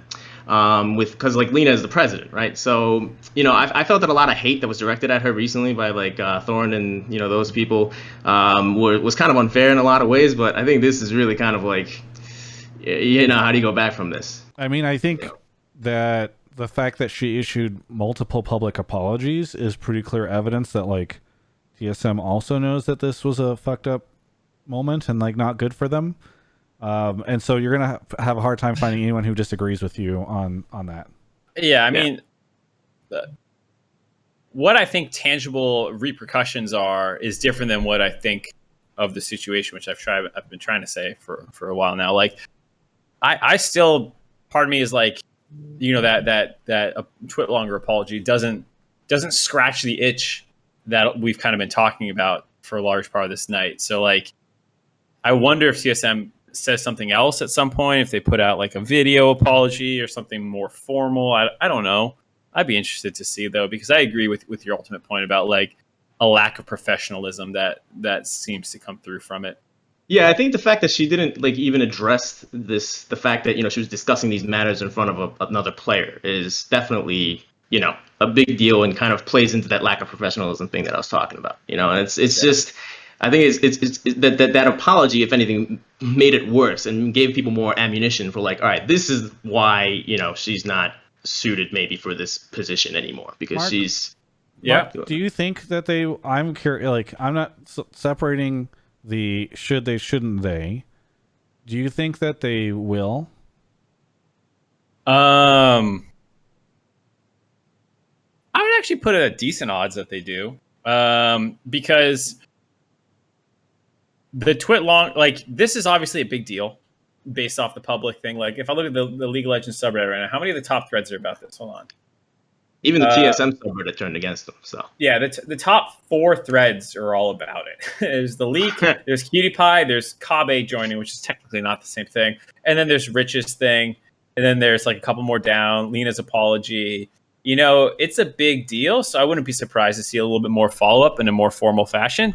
But I don't know if they'd ever address the quote unquote elephant in the room. I don't know if they do. Because I feel like it's not very TSM-esque for them to say anything else. Like they tend to do a lot of like even the apology is not. They don't do too many like.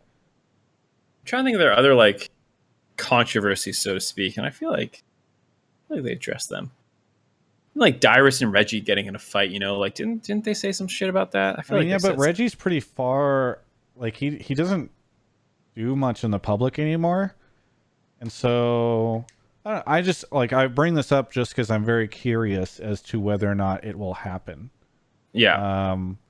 And I don't know. I feel like it's not a very TSM thing to do to issue further statements or further transparency for Reggie. So I bring that up because it'll be just very fat. If they do, in my opinion, it'll be like a really big deal because they don't tend to do that type of stuff. Yeah. Yeah, I mean, it seems like it's a big deal right now, so maybe it's enough to, change their policies a little bit. Yeah. I agree with Travis, though. I can't see, like, Reginald coming out and just, like, throwing Yeah, I down didn't mean hammer. Reginald specifically. I just meant that, like, well, the problem is if it's not Reggie, like... then who? It's either Lena says more or Reggie says something, right? I think, like, if there was going to be moves kind of behind the scenes, she'll probably just, like, give a I'm stepping down sort of a thing, if there is going to be changes of that level. I mean, like, right, we don't know how Dardoch feels about this, so, like, maybe Dardoch is watching this being like, yo, everyone's making a big deal out of this, but I don't really give a shit. Yes. And maybe, TSM spins that a little bit in their favor where they have a little bit of an interview with Lena, like we're saying, and a little bit of an interview with Dardoch and just kind of like, hey, blah, blah, blah, blah. Yeah, I can see that. Lena did say, and I quote, "No one feels worse about this situation than I do." So obviously, Dardoch yeah, we were memeing about that one a little bit. Yeah. There's a lot of good meme material out here. It's pretty bad, I'll say. Anything else that you want to say before we move on to the next caller? No, I think that's about it. You guys covered it pretty well for me. So, yeah. Well, thanks for calling in. Thanks for having me on, guys. Shout out to TKS. Have a good one. Bye. How happy about this drama, Travis, and no one talking about Cap or Kobe right now? Stop. Okay. You want to grab the next call? Oh, you're already grabbing the next caller. Some more subs. Thank you to Razzle Plaza who gifted us up to conflict of interest. Papega Industries, Ronald and Ho, and Hitori Ni, and Gavo265. Oh, okay. We have the ultimate king of interpersonal drama joining us. Crumbs is here. Crumbs. I don't know if that's a good title or not. I don't know. It's not a good title. Crumbs, we But tried to we'll get roll you with it. on, but I think you didn't get Mark's message in time, but we thought you would be the expert. I was having dinner and I was being a courteous dinner host by not using my phone, so I did not get the message. That's fair. We should have hit you up earlier, but welcome to the show. Do you have a take, or are we just hanging out with Crumbs now as our guest for the rest of the show? I didn't get asked for a take. I didn't come up with a take. Do you want me to make a take? No. Well, here's what we'll do. Well, I wouldn't mind hearing your initial. What is your take on this? Because you retweeted yourself. And I don't know if that was a meme. If anyone hasn't seen this video, it is like surrealist comedy where you're not sure if Crumbs is trolling the whole time or making good points or both. He has honestly, a great. I'm not sure if we'd still know. I still don't know. No. But anyway, what's your take? Well, that video came about from personal experience, obviously. Like it wasn't entirely just me observing shit. It was me seeing, hey, I'm terrible at this. And if I'm having such a hard time being plucked into this world that suddenly you have relationships abound, you probably don't know what the hell you're doing. And that was kind of what it was about, and how the gaming houses just did not help that. So I just don't think that those issues have been solved whatsoever, where you still have a lot of people that have no idea how to balance personal relationships and work. So like, I just don't think that that's something that will ever get down, which is why it's hilarious to see it continue to happen. Like, I spent all day just laughing at this shit because it was one of the most entertaining things I've seen in a while. Because like, if you were to even write, because I've been writing a lot, if you were to even write a script like this, you would be you'd be so good. It'd be such a good story, and it's just the content makes itself. So one of the things you kind of talk about is like, people in the scene not having enough restraint on their own, right? Does that mean that you're kind of more in favor of riot policies to help people? Yeah, an interesting way of phrasing it. Yeah. So like, right. Okay. It's like we're creating these policies to help people. Yeah, well, it's not on Riot. It doesn't fall on Riot. I mean, it really falls on the teams initially. Like, obviously, the whole conflict of interest thing. Like, no shit, there's a conflict of interest here. I can't believe like that didn't get looked at, but I vouch for the teams that they should be taking a stance towards it. So I think Cloud9, we heard at the finals that they're doing steps for helping their players just develop skills outside of playing the game exclusively. So they have like a book club and they're doing like things outside of the game. That's really what it was all about. Like, teach these players to be independent in other areas, because they're just pampered so much that you have no idea how to do anything for yourself, let alone manage other aspects of your life. So I wanted the teams to take that stance of just mandatory things that make you independent, because the more they keep providing these things to the team, to the players, the more they're babies, and the more that they're babies, the more the situations like what happened with TSM will go down. So it really is, I think, more on the teams, and then the players themselves have to see that the more dependent they are right now, the more they're hurting their growth later. Because once their careers or they lose interest in the game and they are going back into normal life, that's when they'll realize just how stunted their growth has been. But this didn't come from a player. Well, it came from a mismanagement of relationships in the first place, right? Like, it was a mismanagement on two parts. It was from, I think, okay, I see what you're saying. I mean, it's still like, I don't disagree with anything you said necessarily. Well, should an organ like you should?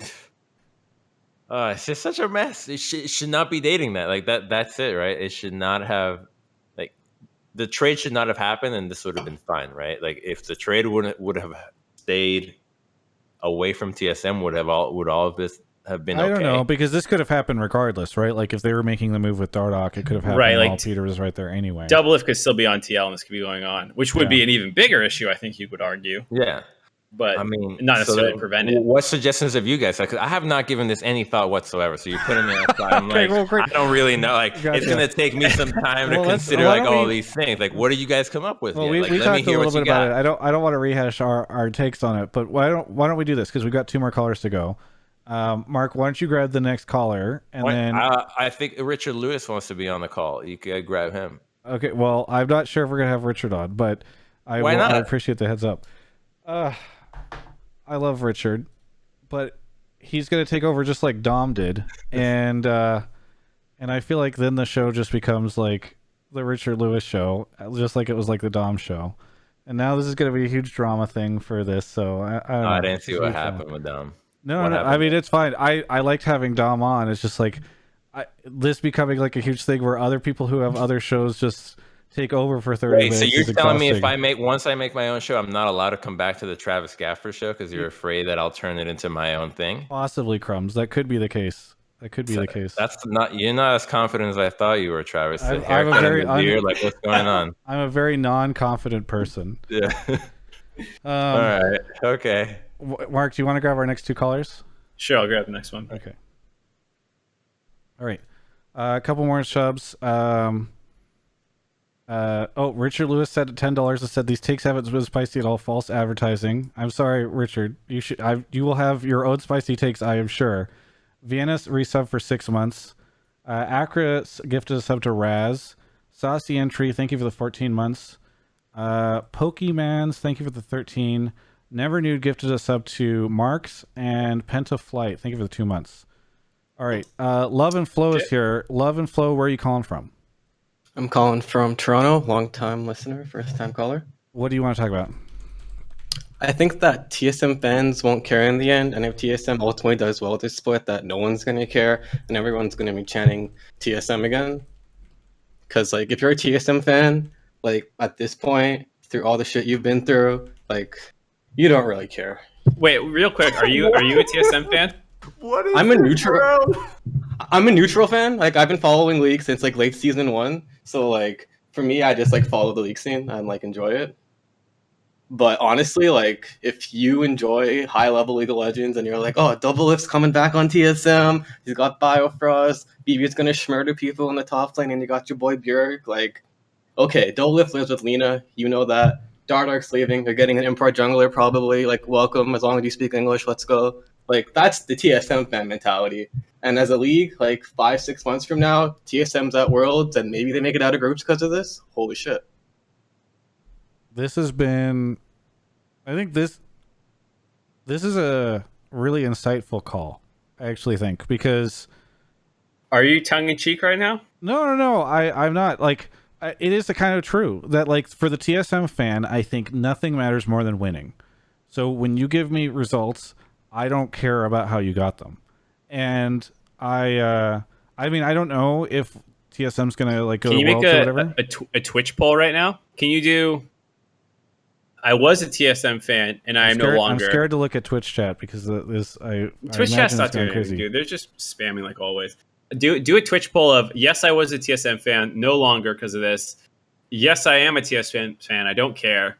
And then like, no, I never was a TSM fan. That Man. Okay. So TSM Because- Very fans scientific. basically have been eating shit for so long that this is just like, oh, it's a leftover corn in the toilet. As Like, it's not a Lena big said, deal. these are trying times. Okay, so It's what is the already question, been Mark? tried. One more time, repeat it. It's I am a TSM fan, and I no longer am because of this, or some wording like that. I am a TSM fan, and I still am So because I I'm don't no care. longer a TSM fan. Like, yeah, this has affected my TSM fanship status. Okay, in some there's level. a character limit, so I'm trying to. Well, keep that's it why simple. I don't know the fucking character limit. You got to I'm interpret no my longer words. a TSM fan. What's the next one?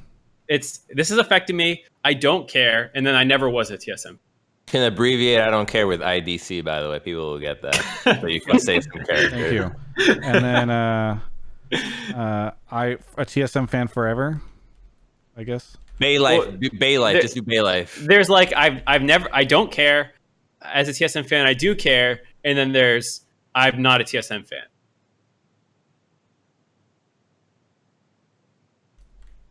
Okay. Because I think I kind of agree with the caller ultimately a little bit. We're like, I don't know how much TSM fans care about this. Everyone else makes a big stink, and I don't know. They probably talked to don't my have enough friend. information, right? You probably don't even have enough of the information that we do, that we live in, like we're living in this, versus like you just kind of see like a little tweet here, a video there, and some games here and there. So it probably doesn't mean much to you if you don't have the full context, and if you're not personally invested in the well-being of so many of the facets of the league, that you're like, oh, whatever. Like my team's still playing, Bjergsen's still out there. And we get double lift back. Like, sure, pop a cold one and just watch the next inting. This is pretty fascinating. So the results are okay. So the vast majority of people aren't TSM fans. 58%. About half, yeah. Yeah, A little more than half. a little more than half. So let's just throw them out. So it's basically a Like three-fourths of TSM fans don't care. Have you Yes. considered they could just be Or lying? no, it's around It's a little bit more than that. 2/3. It's, Yeah. it's 30 to The roughly majority of 15. TSM fans don't care, based Yeah, off of this 60. hyper scientific poll we're taking with Twitch chat. No, this is as scientific as you're ever going to get in esports. Okay. Now what are the results of this? Yeah, so basically, 56% don't count because they're not TSM fans. 30% don't care, and they are TSM fans. And 15% are TSM fans, and they do care, which means a third of, if we could extrapolate this, which you probably can't really, but if you could extrapolate it, only a third of TSM fans care about this at all. And even the level that they care is a spectrum, I'm sure. Right? Yeah, I think that's true. You That guys sounds about right. Okay, so like, have you guys come up with what course of action should be taken from That's the response from either the player union, Riot themselves? Is there a way to like? What My take power was can Riot nothing is enforce? going to Can I say happen. why I think they won't care as well? Yeah, go ahead. Maybe they think that's a double lift terrible move. and players could be more involved, especially on TSM when Bjergsen said they wanted more player oriented specifically. So maybe TSM is okay with having double lift and players involved in these discussions. That's a terrible idea. I'm not saying it's a great terrible idea. I'm just saying maybe they know and they're okay with it They probably don't. internally. to answer your question, Crumbs. That's kind of what we've been debating all night. Is what should the Players Association do? What could they do? What would we expect them to do? And same questions applied to Riot as well as Okay, so I'm not too familiar with the entire organization of the Player Association, but is there anyone that's not a player that's running this? Because if there isn't, I Yes. don't have any faith that a player. So there's a guy named Hal, who is What has he done he's a before? lawyer, What's and he done? he organizes it. And his role is to represent the interests of the players. And he takes like the interesting thing is, I mean, he works with the executive board to do that. Okay, so what has he done? Not about well, this it's specific difficult issue, to but literally, delineate what like- he has done versus what the Players Association has done. I can tell you things that the Players Association has done. I don't know entirely where the line was drawn between the players and his involvement. But so here's a good example. I think if, for instance, he was involved in, I think, polling the whole Players Association to find out if they wanted. We know how that went down. Yeah, right, Okay, exactly. well, But I'm just saying, okay. like, he took that poll and then brought that to Riot, and he had that Okay. conversation. So So like that's an example of something he's done. I guess what you're getting at is he's supposed to act unilaterally without input from the players. I don't think that's how that it's set up. Like they hired him and he serves at their pleasure essentially. okay. I mean, the first thing to me that I can come up with is, maybe Dardoch should be like, could he get some sort of compensation in some sort? Because that really blows. Like, even if no one was gunning for you, the fact that you have absolutely no leverage now, if you were to approach somebody with like, hey, I'll settle for less money, like I'll play for your academy team, like there's just no way for him to have a strong negotiation stance because of that now.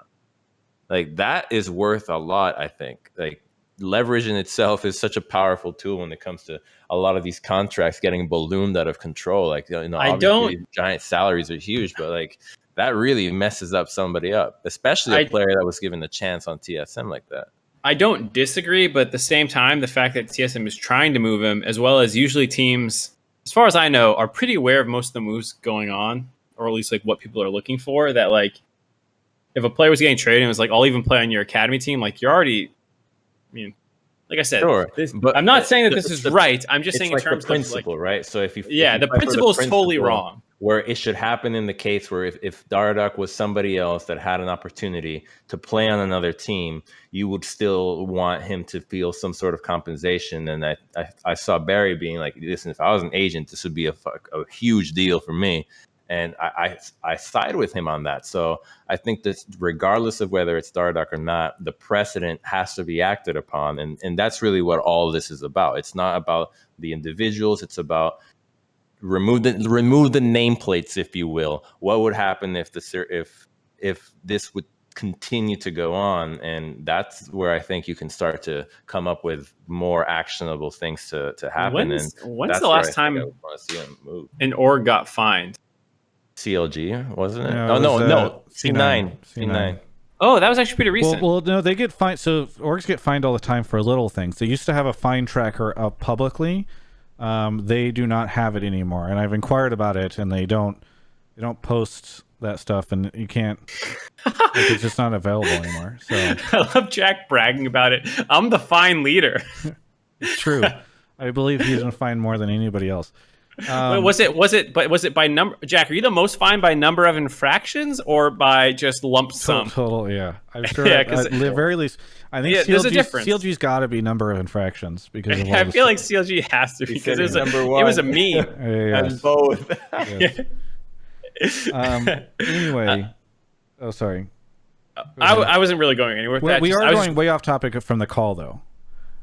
I think. Yeah, I think TSM fans won't care, and I think that's kind of sad that 2/3 of TSM fans don't care at all. I'm not saying you have to be like, I'm no longer a TSM fan. I don't support Bjerg for this totally unrelated incident from him. You know, like, I'm not saying you have to get to that level, but well, and to be clear, 2/3 of fans don't care now. Imagine what happens like a month from now. How many people will care? Like that. To me, this is evidence. I mean, has for there TSM. been any drama that hasn't blown over for the most People part? will forget, man. There's way bigger things at stake, right? When some corona thing takes over the news, they'll care about that much more than whatever happened with TSM. Yeah. So, like, this is a drop in the news that is going around people's head. Right? And that's why I don't think that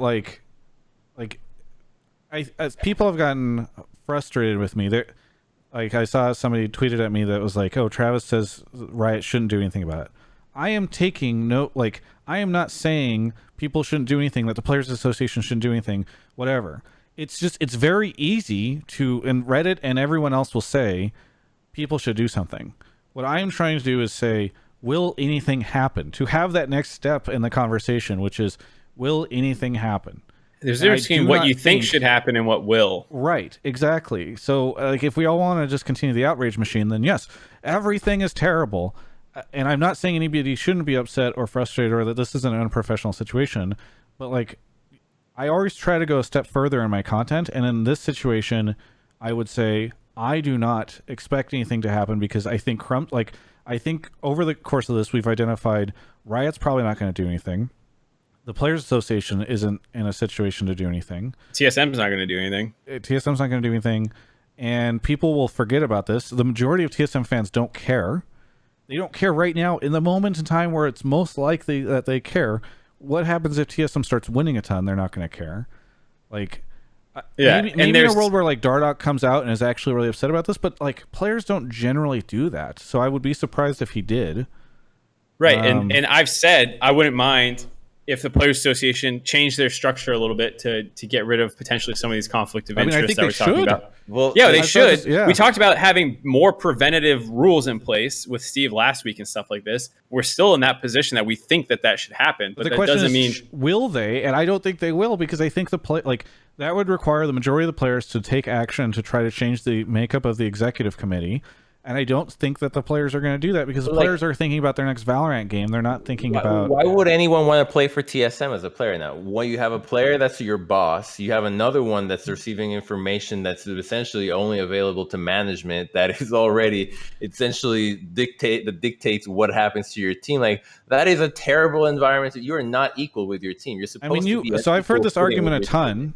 I've heard this argument a ton, and I'm not even saying that you're wrong. But again, talking about like I think so many players would play for TSM because they want to, like, ultimately players care way less about the politics of the situation and about other. If they care, people they than do about something with the themselves. fucking Players Association. Yes, exactly. That's evidence to me that like the fact that the Players Association accomplishes very little, has like very low member participation, and was had to be set up by Riot is evidence to me that like the players don't think enough about the bigger picture to actually go forth and think like, well, I'm not going to play for TSM now. If you have a chance to play with Bjergsen and Doublelift, Well, okay, no, people will take the TSM contract not because, first of all, players are not even thinking much, so we can even stop the sentence right there. yeah. But secondly, the Players Association has not had a track record of any actionable things that have really caused any significant change in the league, as far as I know, which already puts them in a weak position for moving forward. And then thirdly, players will take a contract for TSM not because they want to play for TSM, but because They want a contract. They just want a contract. They Yes. have to play, right, in order to stay relevant. Like they just need to stay afloat. So the situation could be as shitty as possible, but it's like, this is just better than not being here, and that's well, not the At the environment end we of the want to day, foster. TSM still has like star players in the league. I get that like a lot of people might not like Doublelift, they might not like Bjerg, they might not like what TSM has done. But if you are a new player and you grew up like are new to the LCS and you've spent the last several years wanting to be in the LCS and you have a chance to play with like MVPs like Doublelift and Bjergsen, sorry, like you're going to end up joining TSM. And again, like people will say this is me being a TSM apologist. I'm not. I'm just explaining the mentality of your average pro player. I think Mark and Crumbs will back me up on that. Well, so the other thing I was going to say, this is a bit of a tangent for a second, but like you said that the Players Association helped with some stuff after the Echo Fox thing that happened where they dropped all their players right before deadline, right? Yes. Is that just Riot handing them victory? Because I feel like Riot was going to change those rules after what Echo Fox did anyways. I agree with you. I don't want to. I'm not giving any credit to that. It's totally speculative on my part, but like I would bet that Riot Yeah. after that happened was already looking at those rules, going, "Yeah, that's kind of bullshit." And then the Players Association was like, "Yeah," and then they're like, "All right, you can have this one. We'll say you influenced it." I To don't me- think it's entirely wrong for Riot to be altering the rules as they go, right? It's a new space. It's something that no one has really done before in this capacity. So there is some leeway given to that. I mean, has it been used in ways that are questionable? Sure, but this is a time that I really think this is a time to lay the foot down and be like, listen, this shit cannot move forward. It already has been shown that there is a conflict of interest that directly puts a player in a position that is very unlike any other player in the league. Like, that just cannot be allowed. Like, if I was on a team where I knew, like, if I was on Dignitas and I knew every decision that Odie was going to make around my team, like, went to Skara. like, yeah, it's like, what? Like, that is such a crazy, like, position to be in. Like, you I think do you're so many different Crumbs, things. I think in you're your crazy team, in like, thinking that Bjergsen isn't already in that position at TSM. You don't I mean, think that's that a they're fair running point. roster moves by Bjergsen and saying like, do you want to play with Doublelift or do you want to play with this player? Like, again, like Oh, okay. Well, That's a good point. Now, I want to draw an that doesn't mean that you're wrong, though. Yeah. To be right, fair, right, and I- I'm not yeah. saying that like So I want to help your point, though, because I want to draw a parallel to what I've been hearing is the development of gameplay in the NBA, where it's so much like the coaching is not so much the coach. The coach just becomes a manager of personalities, and you have the players doing more of the shot calling. So the logical step would be the players are doing more of the actual strategy. The players are doing more of the actual people that they want to work with. So maybe the future does involve a much more involved player than what we currently stand for. Like, maybe that is the trend that is happening across multiple games and not just esports. But if that's the case, then that's the precedent that has to be set now, so everybody rolls with it, or abolish it whatsoever. Like, I mean, it this can't was be one my. person does it; it has to be everyone does it. You missed my theory crafting at the beginning of the show, but yeah, this is my impression is that Double F Bjergsen and Lena will probably be making a lot of the general manager decisions at TSM now, and so I think that they're going to be intimately involved in that stuff, and it's kind of like a throwback to what League used to be, right? Like League used to be team players deciding what the team was going to be and what they were going to do, and I feel like we'll see more of that old school style with TSM. Hey, we have a caller here that we've been ignoring. Caller. Sorry, I think we have to move on to the next one because we're running low on time. But is there anything that you want to say before we switch over to the last caller?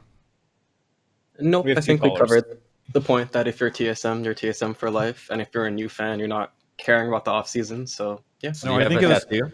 it was a really good point, and I'm sorry that we went so off topic from it because I actually No, think I that's appreciate it. something I we didn't appreciate what talk you guys about. do. Keep Yeah. up the conversation, and yeah, take care. Thanks. Well, have a good one. Yeah. All right. On to we got two Yeah. more, I guess. The final thing I'll say on it is like, I think it's like I agree with what should change and that this is an issue and those kinds of things. But like, I'm always the betting kind of person, you know, in a realist sense, where if you're like, so will Riot do something? Will the Players Association do something? Or will TSM do something? I'd bet no against all those. You know, if you gave me Yes. some odds, I would put money down on no for all of them, regardless of my personal objections with what happened. How much money are we talking about here? You want to make a bet right now? Right, we could do it. All right. Travis gave me a bunch of Bud Lights that I'm never going to drink. I will. No, come on. You got to give me like you said money, right? Like, you didn't say Bud I don't think Light. there should be financial bets There's the taking same. place on There's the the show. same. All right, dinners, foods. How Dinners. about that? What are you gonna Postmates me some No, sugarfish? it's the same thing with Dash. There's a pandemic going on. Yeah. All right, whatever. No, owing dinners. I'll bet you a dinner that no party gets punished for this, though maybe some changes happen on rules. Okay, what are you defining as punishment? A fine? A fine, even like a slap on the wrist of any kind. I'll be Okay. pretty liberal here. Okay. Like if A anything, public, okay. What about a public statement? no public. I expect TSM or someone to say something more. No, I'm talking about Riot. Oh, I would. I mean, I'm Whatever, saying, you guys work out your punishment. terms. You work out your terms. Sorry. My term is like some level of punishment, even if it is just a reprimandation of saying this was wrong. We're going to look into it. Like that is even something I would bet doesn't happen. Okay, yeah, I'll take it. All right, Dinner. All right, let's get the last two callers. Okay. How are you doing, Crumps? How are you doing in quarantine? I'm loving this, man. This is my fucking jam, dude. I hope this keeps going. Like, this is my element.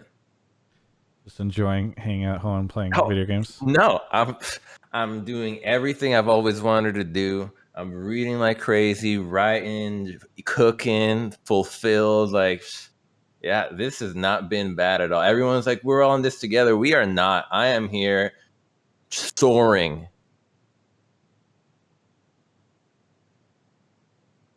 Wow. I'm excited for you. That sounds great. Okay. Okay. Wait, did they just tweet? Did I miss something? What? Someone saying Riot just tweeted in Twitch chat. Did I miss it? No? Okay. Sorry, I'm trolling. All right. Whatever. Anyway, Tom Solomon is here. Tom, where are you calling from? I'm calling from Long Island. What do you want to talk about on the show? So I just want to talk about the whole Kabe situation because, like, disregarding everything that happened today, like, one of the whole things about how that was supposed to dictate how TSM's offseason went was, like, how were they going to treat Kabe? And when I saw, like, the whole thank you Kabe and that he got on Misfits, I was like, well, that's, like, one of the best possible situations for Kabe. That's a really good look for TSM. And then, like, not even 2 hours later, TSM back on the burner again. Okay. So wait, what's your take? That the, like, Kabe going to Misfits should have made TSM, like, look like the darlings of LCS because of, like, how they handled the situation, even though it was kind of shitty. and like they just ruined it again, and now we're like the villains. Well, of I think that's setting the bar low though, because that's like you're used to being mistreated so much that just like, oh, the normal thing to do was to get this guy on the team afterwards. It's Yeah, like, yeah, like that should have been like, if that didn't happen, I would like, I'm not gonna congratulate them for that. I'm just like, this is the norm. This is what should have been. yeah, always. it's hard for me to.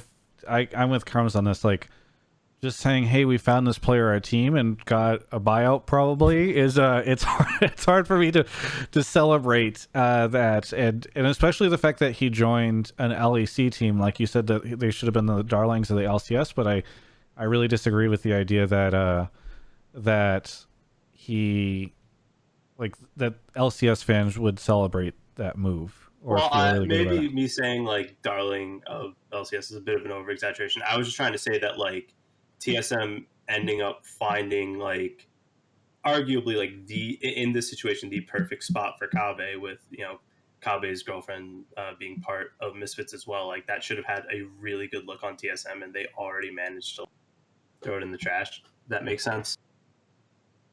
Yeah. I don't know if I agree that it will make him the darling of the LCS exactly. I mean, it feels better that Kabe just isn't in like contract hell playing an academy or something. But I think a lot of the people, as we've already seen, TSM fans largely don't care anyways.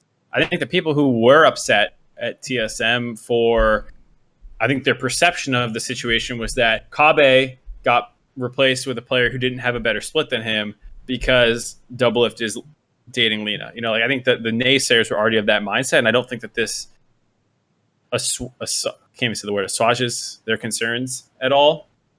So what I'm saying is, I don't think this affects either party. The people who hated TSM for what's happened so far this offseason continue to think that way, and the people who didn't care still don't care. So I don't know if it actually moved people's needle either way. And then, like you're saying, it was immediately undercut by this other news.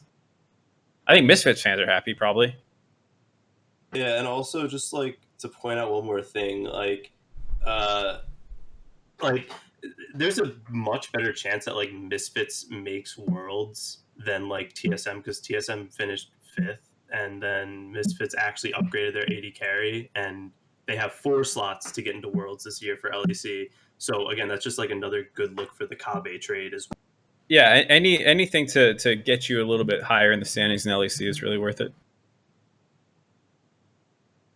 Yeah, I don't think we have too much spice to say on that. Yeah, I know. This is just it's a tough call for me to like really be excited about. I guess I just disagree. As I said, well, it's almost 10, and we have one more to go, so Yeah. we can. Tom, what is there anything else that you want to say before we move on to the next caller? This is just really quick, but I feel like the poll you took before, like obviously, like it's not like you guys. The were entirely saying it's not scientific accurate. poll? Yeah. It's scientific. But all the comments I saw on like the TSM subreddit today were like very negative and harsh. Yeah, but that's the whole point of like using the TSM subreddit as a poll is also Reddit really, in general rewards outrage culture. Yeah, you're right. And like the people who are upset about it are going to go write a post about how they're upset about it. The people who don't care aren't going to go in there and be like, actually, I'm entirely ambivalent about the subject and feel as though you should also be ambivalent, right? It's just like I think yes, in a world where you have 35% of TSM fans who are really upset about this, you're going to see a lot of posts and a lot of upvotes about it. Because that's a lot of fans. Like TSM I mean, fans are a ton. it's a literal definition of vocal minority. Yeah. Thanks so much for the call, Tom, and we'll catch you next time. Thanks for having me on. Yeah, have a good one. Yeah. What's been the hot takes you guys have been getting? Oh, Just the Dom first had a half, that was a lot 30-minute. there. I will dominate called in for about a 30-minute hot take session. And What did he say? it involved him doing crack. And He did crack on doing it. stream, and I missed that. No, he did not. But he was using a metaphor about that. So. Do I have to go back, or can you give me the gist of it? We have another caller. Yeah. Hello, caller. Ray is here. Ray, where are you calling from? Hey, Travis, I'm calling from Portland. Portland. All right. Well, what do you want to talk about on the show? So I wanted to bring up the issue that you guys were discussing because you didn't have an example as far as another league, a sports league, having a conflict of interest like this. In the NBA, there's Doc Rivers, who's the team president, general manager, and coach of the LA Clippers. A few years ago, he traded to get his son, Austin Rivers, on the team. He manages his playtime, his contract, who gets traded for him, things of that nature. The league did absolutely nothing. The team did absolutely nothing. It was talked about a little bit by the public as a conflict of interest, but absolutely nothing happened. Nothing's going to happen on this issue either. Interesting. I was not Okay. aware of this, but I really appreciate you bringing it up because I don't know too many traditional sports parallels to this, so it's pretty interesting. Yeah, I'm Googling it right now and finding a... Looks like Yeah, you I got mean- a dinner, Mark. Doc Rivers was is a good coach. As a Celtics fan, I appreciate him getting us a trophy. You could argue that was more Kevin Garnett, but whatever. And Austin Rivers was a good player as well. So I don't know. I can't comment on it, but I liked this take and pulling it. So Just I because, guess he also traded his son away? Yeah, How he did good a was- couple years later. yeah, but it was a couple years. I don't think it's fair to combine the two right away. Like, How Yeah, good I was just his think it's... son? I think that's that's Right. actually hilarious. Like, was the son I would love qualified to be on this team? Yes. I mean, he's a pro player, and he was good in college, and he was good in the. He's good. Yeah, he's but like, he's a good player. I think yeah, the he's point nothing that special, but he's definitely a good role player. to use some of the league logic that people are using would be, yeah, Double Lift's a good player. Dardoch is an LCS player. Like, none of the questions about quality of player. It's about the intrinsic problems that can arise from this type of relationship. Doc Rivers could listen to his son more about who to keep on the team. Doc Rivers could give his player a favorable contract. Austin could know more things than he should by talking to his dad over dinner about these kinds of things, right? Like, these are the kinds of points that people would raise if you took the same idea, right? If I Sounds like- understood it. Yeah, sounds Yeah, like that's Discourse had absolutely discussion. right. Gotcha. So I don't know. People are saying Doc doesn't like his son. Hey, he defended the trade. Raz says same energy with the Bucks this season. What did the Bucks do? Yeah, I thought Doc liked his son from what I knew about Doc during. Yeah. All the things going on with Giannis's brothers, trying to get him over to the Lakers and another The team. Lopez brothers. No, Giannis Antetokounmpo, or however you say his name. Okay. Like, there's all that.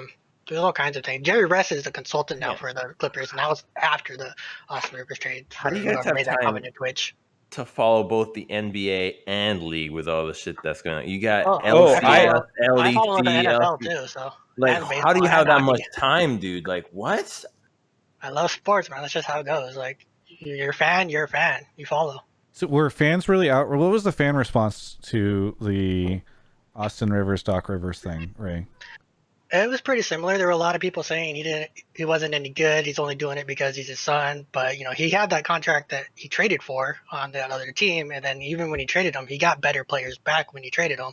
So obviously, other teams found value in that player. And when he was on the Clippers, he performed pretty well. He filled his role pretty good.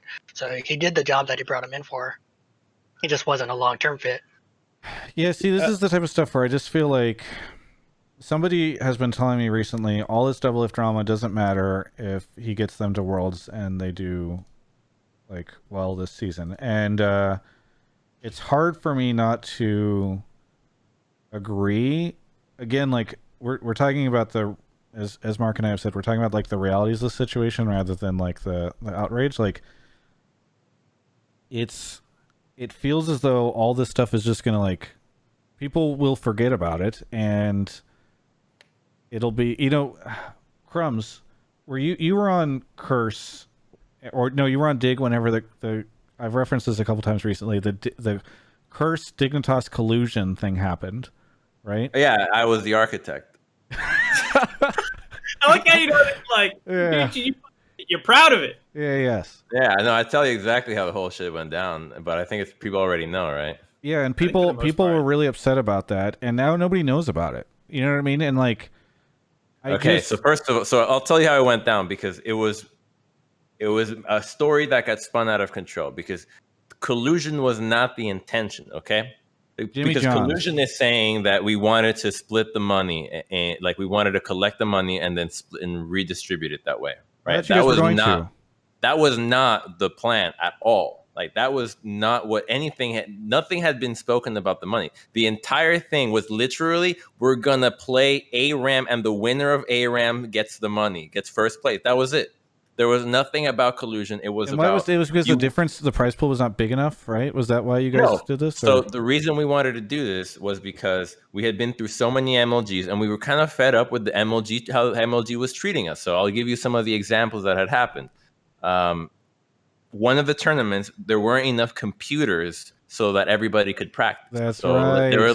There was only a few teams. So the rule was you're not allowed to play Summoner's Rift to practice, only Dominion. We're like, what? That's stupid. Like, what do you mean we're only allowed to play Dominion? So that already was bad. We weren't allowed to, like, the food was bad. And so, like, some other factors came in. We're just like, we're fed up and we want to have some fun. So we're like, all right, let's just ARAM it.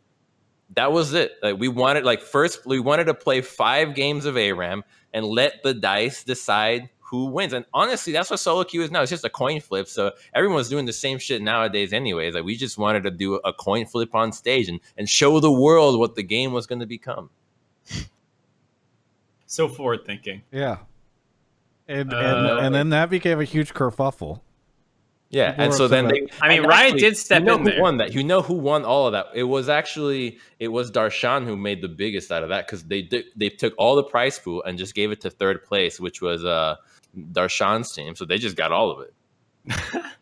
They're just like, here you go. Didn't Riot have a thing? I feel like I remember reading about Riot having an investigation. I feel like MLG kind of like brute forced them into it, though. Yeah, okay, because what happened was, because we had this conversation out. Well, it was also a qualifier into Worlds. That was like a great way to end the show. It was a last qualifier, but we were having the conversation outside of freaking Jimmy John's, and some guy overheard.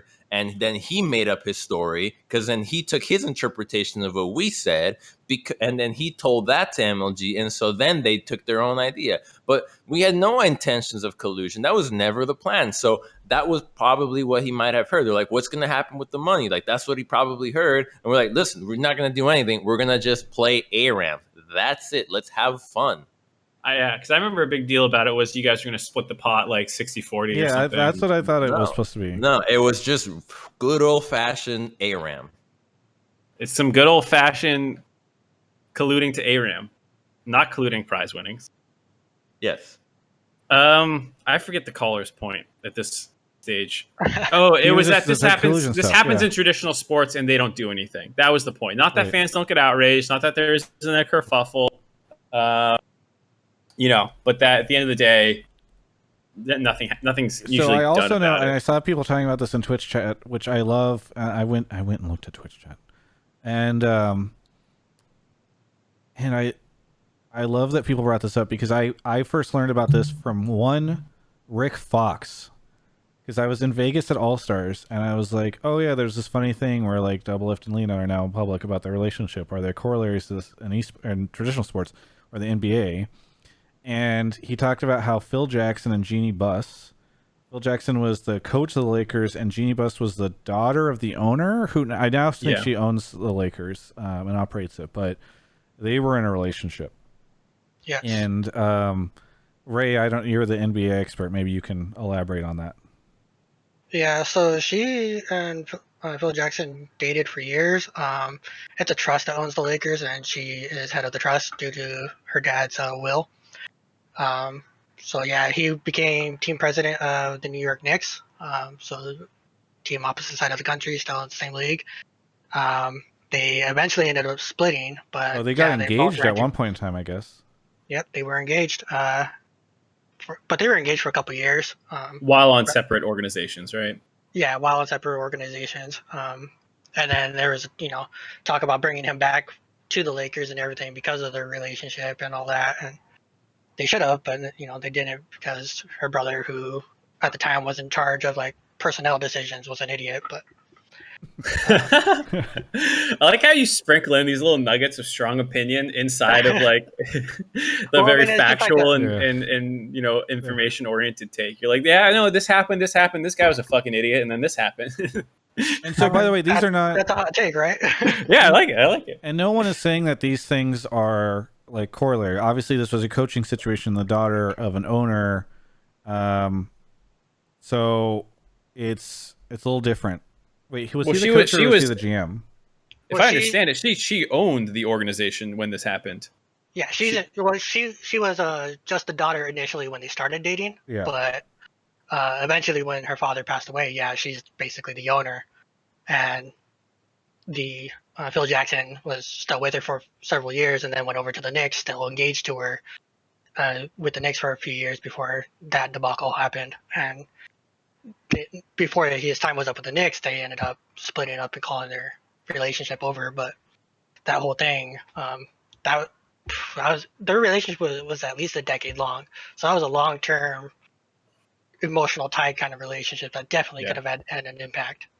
Yeah. And it was right around the draft too, where I think the Knicks drafted Nick Porzingis, who is an amazing player for the NBA, and he could have ended up on the Lakers if they were colluding to do something. Where do you know all this stuff? Like, how are you so informed? I feel like this is like a text-to-speech bot from Wikipedia. This is really good. I just watched, like, I'm a huge, like I said, I'm a huge fan. Got into sports a long time ago, and like I've been watching you guys for the past 10 years. It feels like so. Like, I Well, know you what should you're talking about. What do should you call know him more about often. us? Yeah, call him Holy more shit! often. Wait a minute. Can we Yeah, make I you remember our? Crumbs on Dignitas. I went to fucking LCS back then. I have pictures with Reggie and Dan Din from when they still went to LCS and things of that nature. Oh yeah. Um, Well, Ray, you yeah, should you be should, our if you ever- permanent Hotline League sports caller, and just right. anytime anything happens, you call in and you just say, "All right, You have here's some the analogies ready corollaries." to go. The Yeah. in 1962, the Globetrotters. All right. Anyway, Ray, thanks so much for the call. Anything you want to shout out before we say goodbye?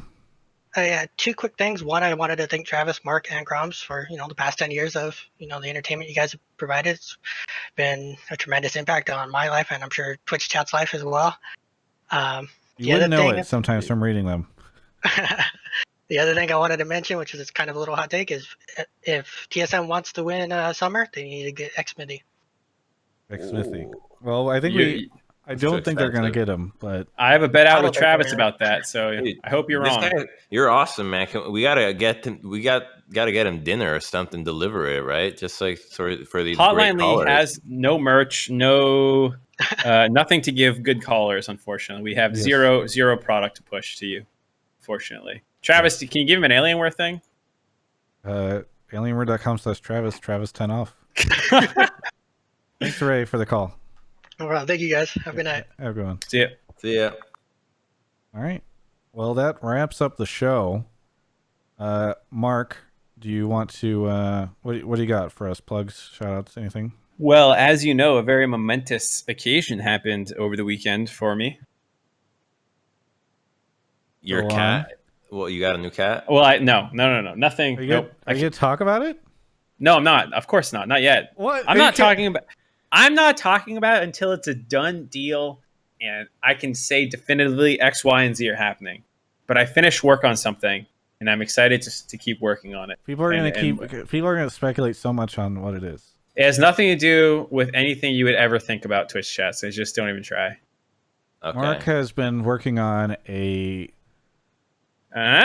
better not say shit, I'll kill you. I know where you live. it's a collection of erotic poems that Lofty, he come on! I have a great pen name. it's esports inspired, actually, all these erotic poems. So they feature personalities over the years, not just League of Legends, but more broadly. And If you've ever dreamed of reading about a hot and steamy night with any personality in League Esports, get ready. let's just say I can put the pieces together. let's just say he has a very different take on the collusion between Dignitas and Curse back in the day. There was definitely some. Nobody collusion wants sometimes. me, ooh woo. All right, Wow. all right. Let's Get me the Crumbs, fuck outta here, Crumbs, dude. Come on. anything? Crumbs, Wait. you want to plug anything? I got something to say because I've noticed this, and this I always found this hilarious, but I see that you guys in the chat are all like, I'm drunk, I'm high, and all these things. The more sober I am, the more these things pop up, which I cannot seem to believe that it seems to have happened all throughout my life. The more sober I am, the more drunk people I am. So or the more. See, that's what I'm saying. That's the shit that I say when this happens. So you'll know whenever Crumbs is truly out of his mind, whatever Yeah. he's When he- speaking when Tra- entirely coherently. Exactly. Like, When this Crumbs is makes my- perfect Dude, sense, he's fucked up. So I'll tell you, these are the ideas that came up. I came up with this idea and I'm gonna write a story about it. Like, this is the shit that goes on in my head. I was walking by the beach yesterday looking for the fluorescent plankton. If you guys haven't seen the Venice beach at night, has plankton that glows. You can actually see the waves crash, and they crash like they're painted with highlighter. It's pretty freaking awesome. Anyways, as I'm walking to the beach, I see a sign in front of a homeless man. It's a sign that's painted onto a car. It says, "Bark for help." So I write the story already in my head. It's a great Los Angeles story where you have this woman who loses her dog, and she's very sad. This old-timey dog, we'll call her Karen. And this homeless man on his deathbed sees this sign, crawling away from this sign, and then he sees this sign that says "Bark for help." And he's like, you know what? I got nothing else going on. So he barks for help, and this woman sees him bark for help. And she thinks that her dog that just died has reincarnated in this man. So she takes him home, starts feeding him. And eventually he just keeps playing along because the woman keeps thinking that this dog has taken over this homeless man that was about to die's body. So she's like, oh, she's cool with it. And eventually comes a point where they're playing fetch. The ball's in the middle of the road. The dog man walks into the road, and across from him is this old homeless camp telling him, "Come on, Bill, stand up and like get out of the way, Bill." And the Karen is like, "No, take the ball." So he has to make the choice of walk and survive, but going back to the homeless camp, or die as a dog in the middle of the street. And he chooses to die as a dog, and that's the story that I have. That's what goes on in my head. I think I kind of agree with Twitch chat. I don't know what the agreement is. Let's go back to the erotic poetry. I think Travis, what are you writing about? Everyone's. I got erotic poetry. Crumbs has a homeless man's journey through LA. Some kind of literary novel. What are you working on? Nothing. That's the show. I think You can call it. that's the show. This has been the most insane Hotline League in quite some time, and I'm starting to think we should have just canceled it. That's whatever. When you asked me that yesterday, Mark, I feel like we should have just canceled it. Yeah, if you could rewind time, this stream never would have turned on. Yeah. All right. No, I'm just kidding. Thanks everyone for participating in this shit show of an episode, and thanks TSM, because literally we would have done a very short, like, whatever episode of this show, and instead we got this insanity. So I mean, this is some of the most views we got without a dedicated guest. So thank you, TSM. It's been great for us. yeah. Yes. Thanks everyone. This has been Hotline League episode 122.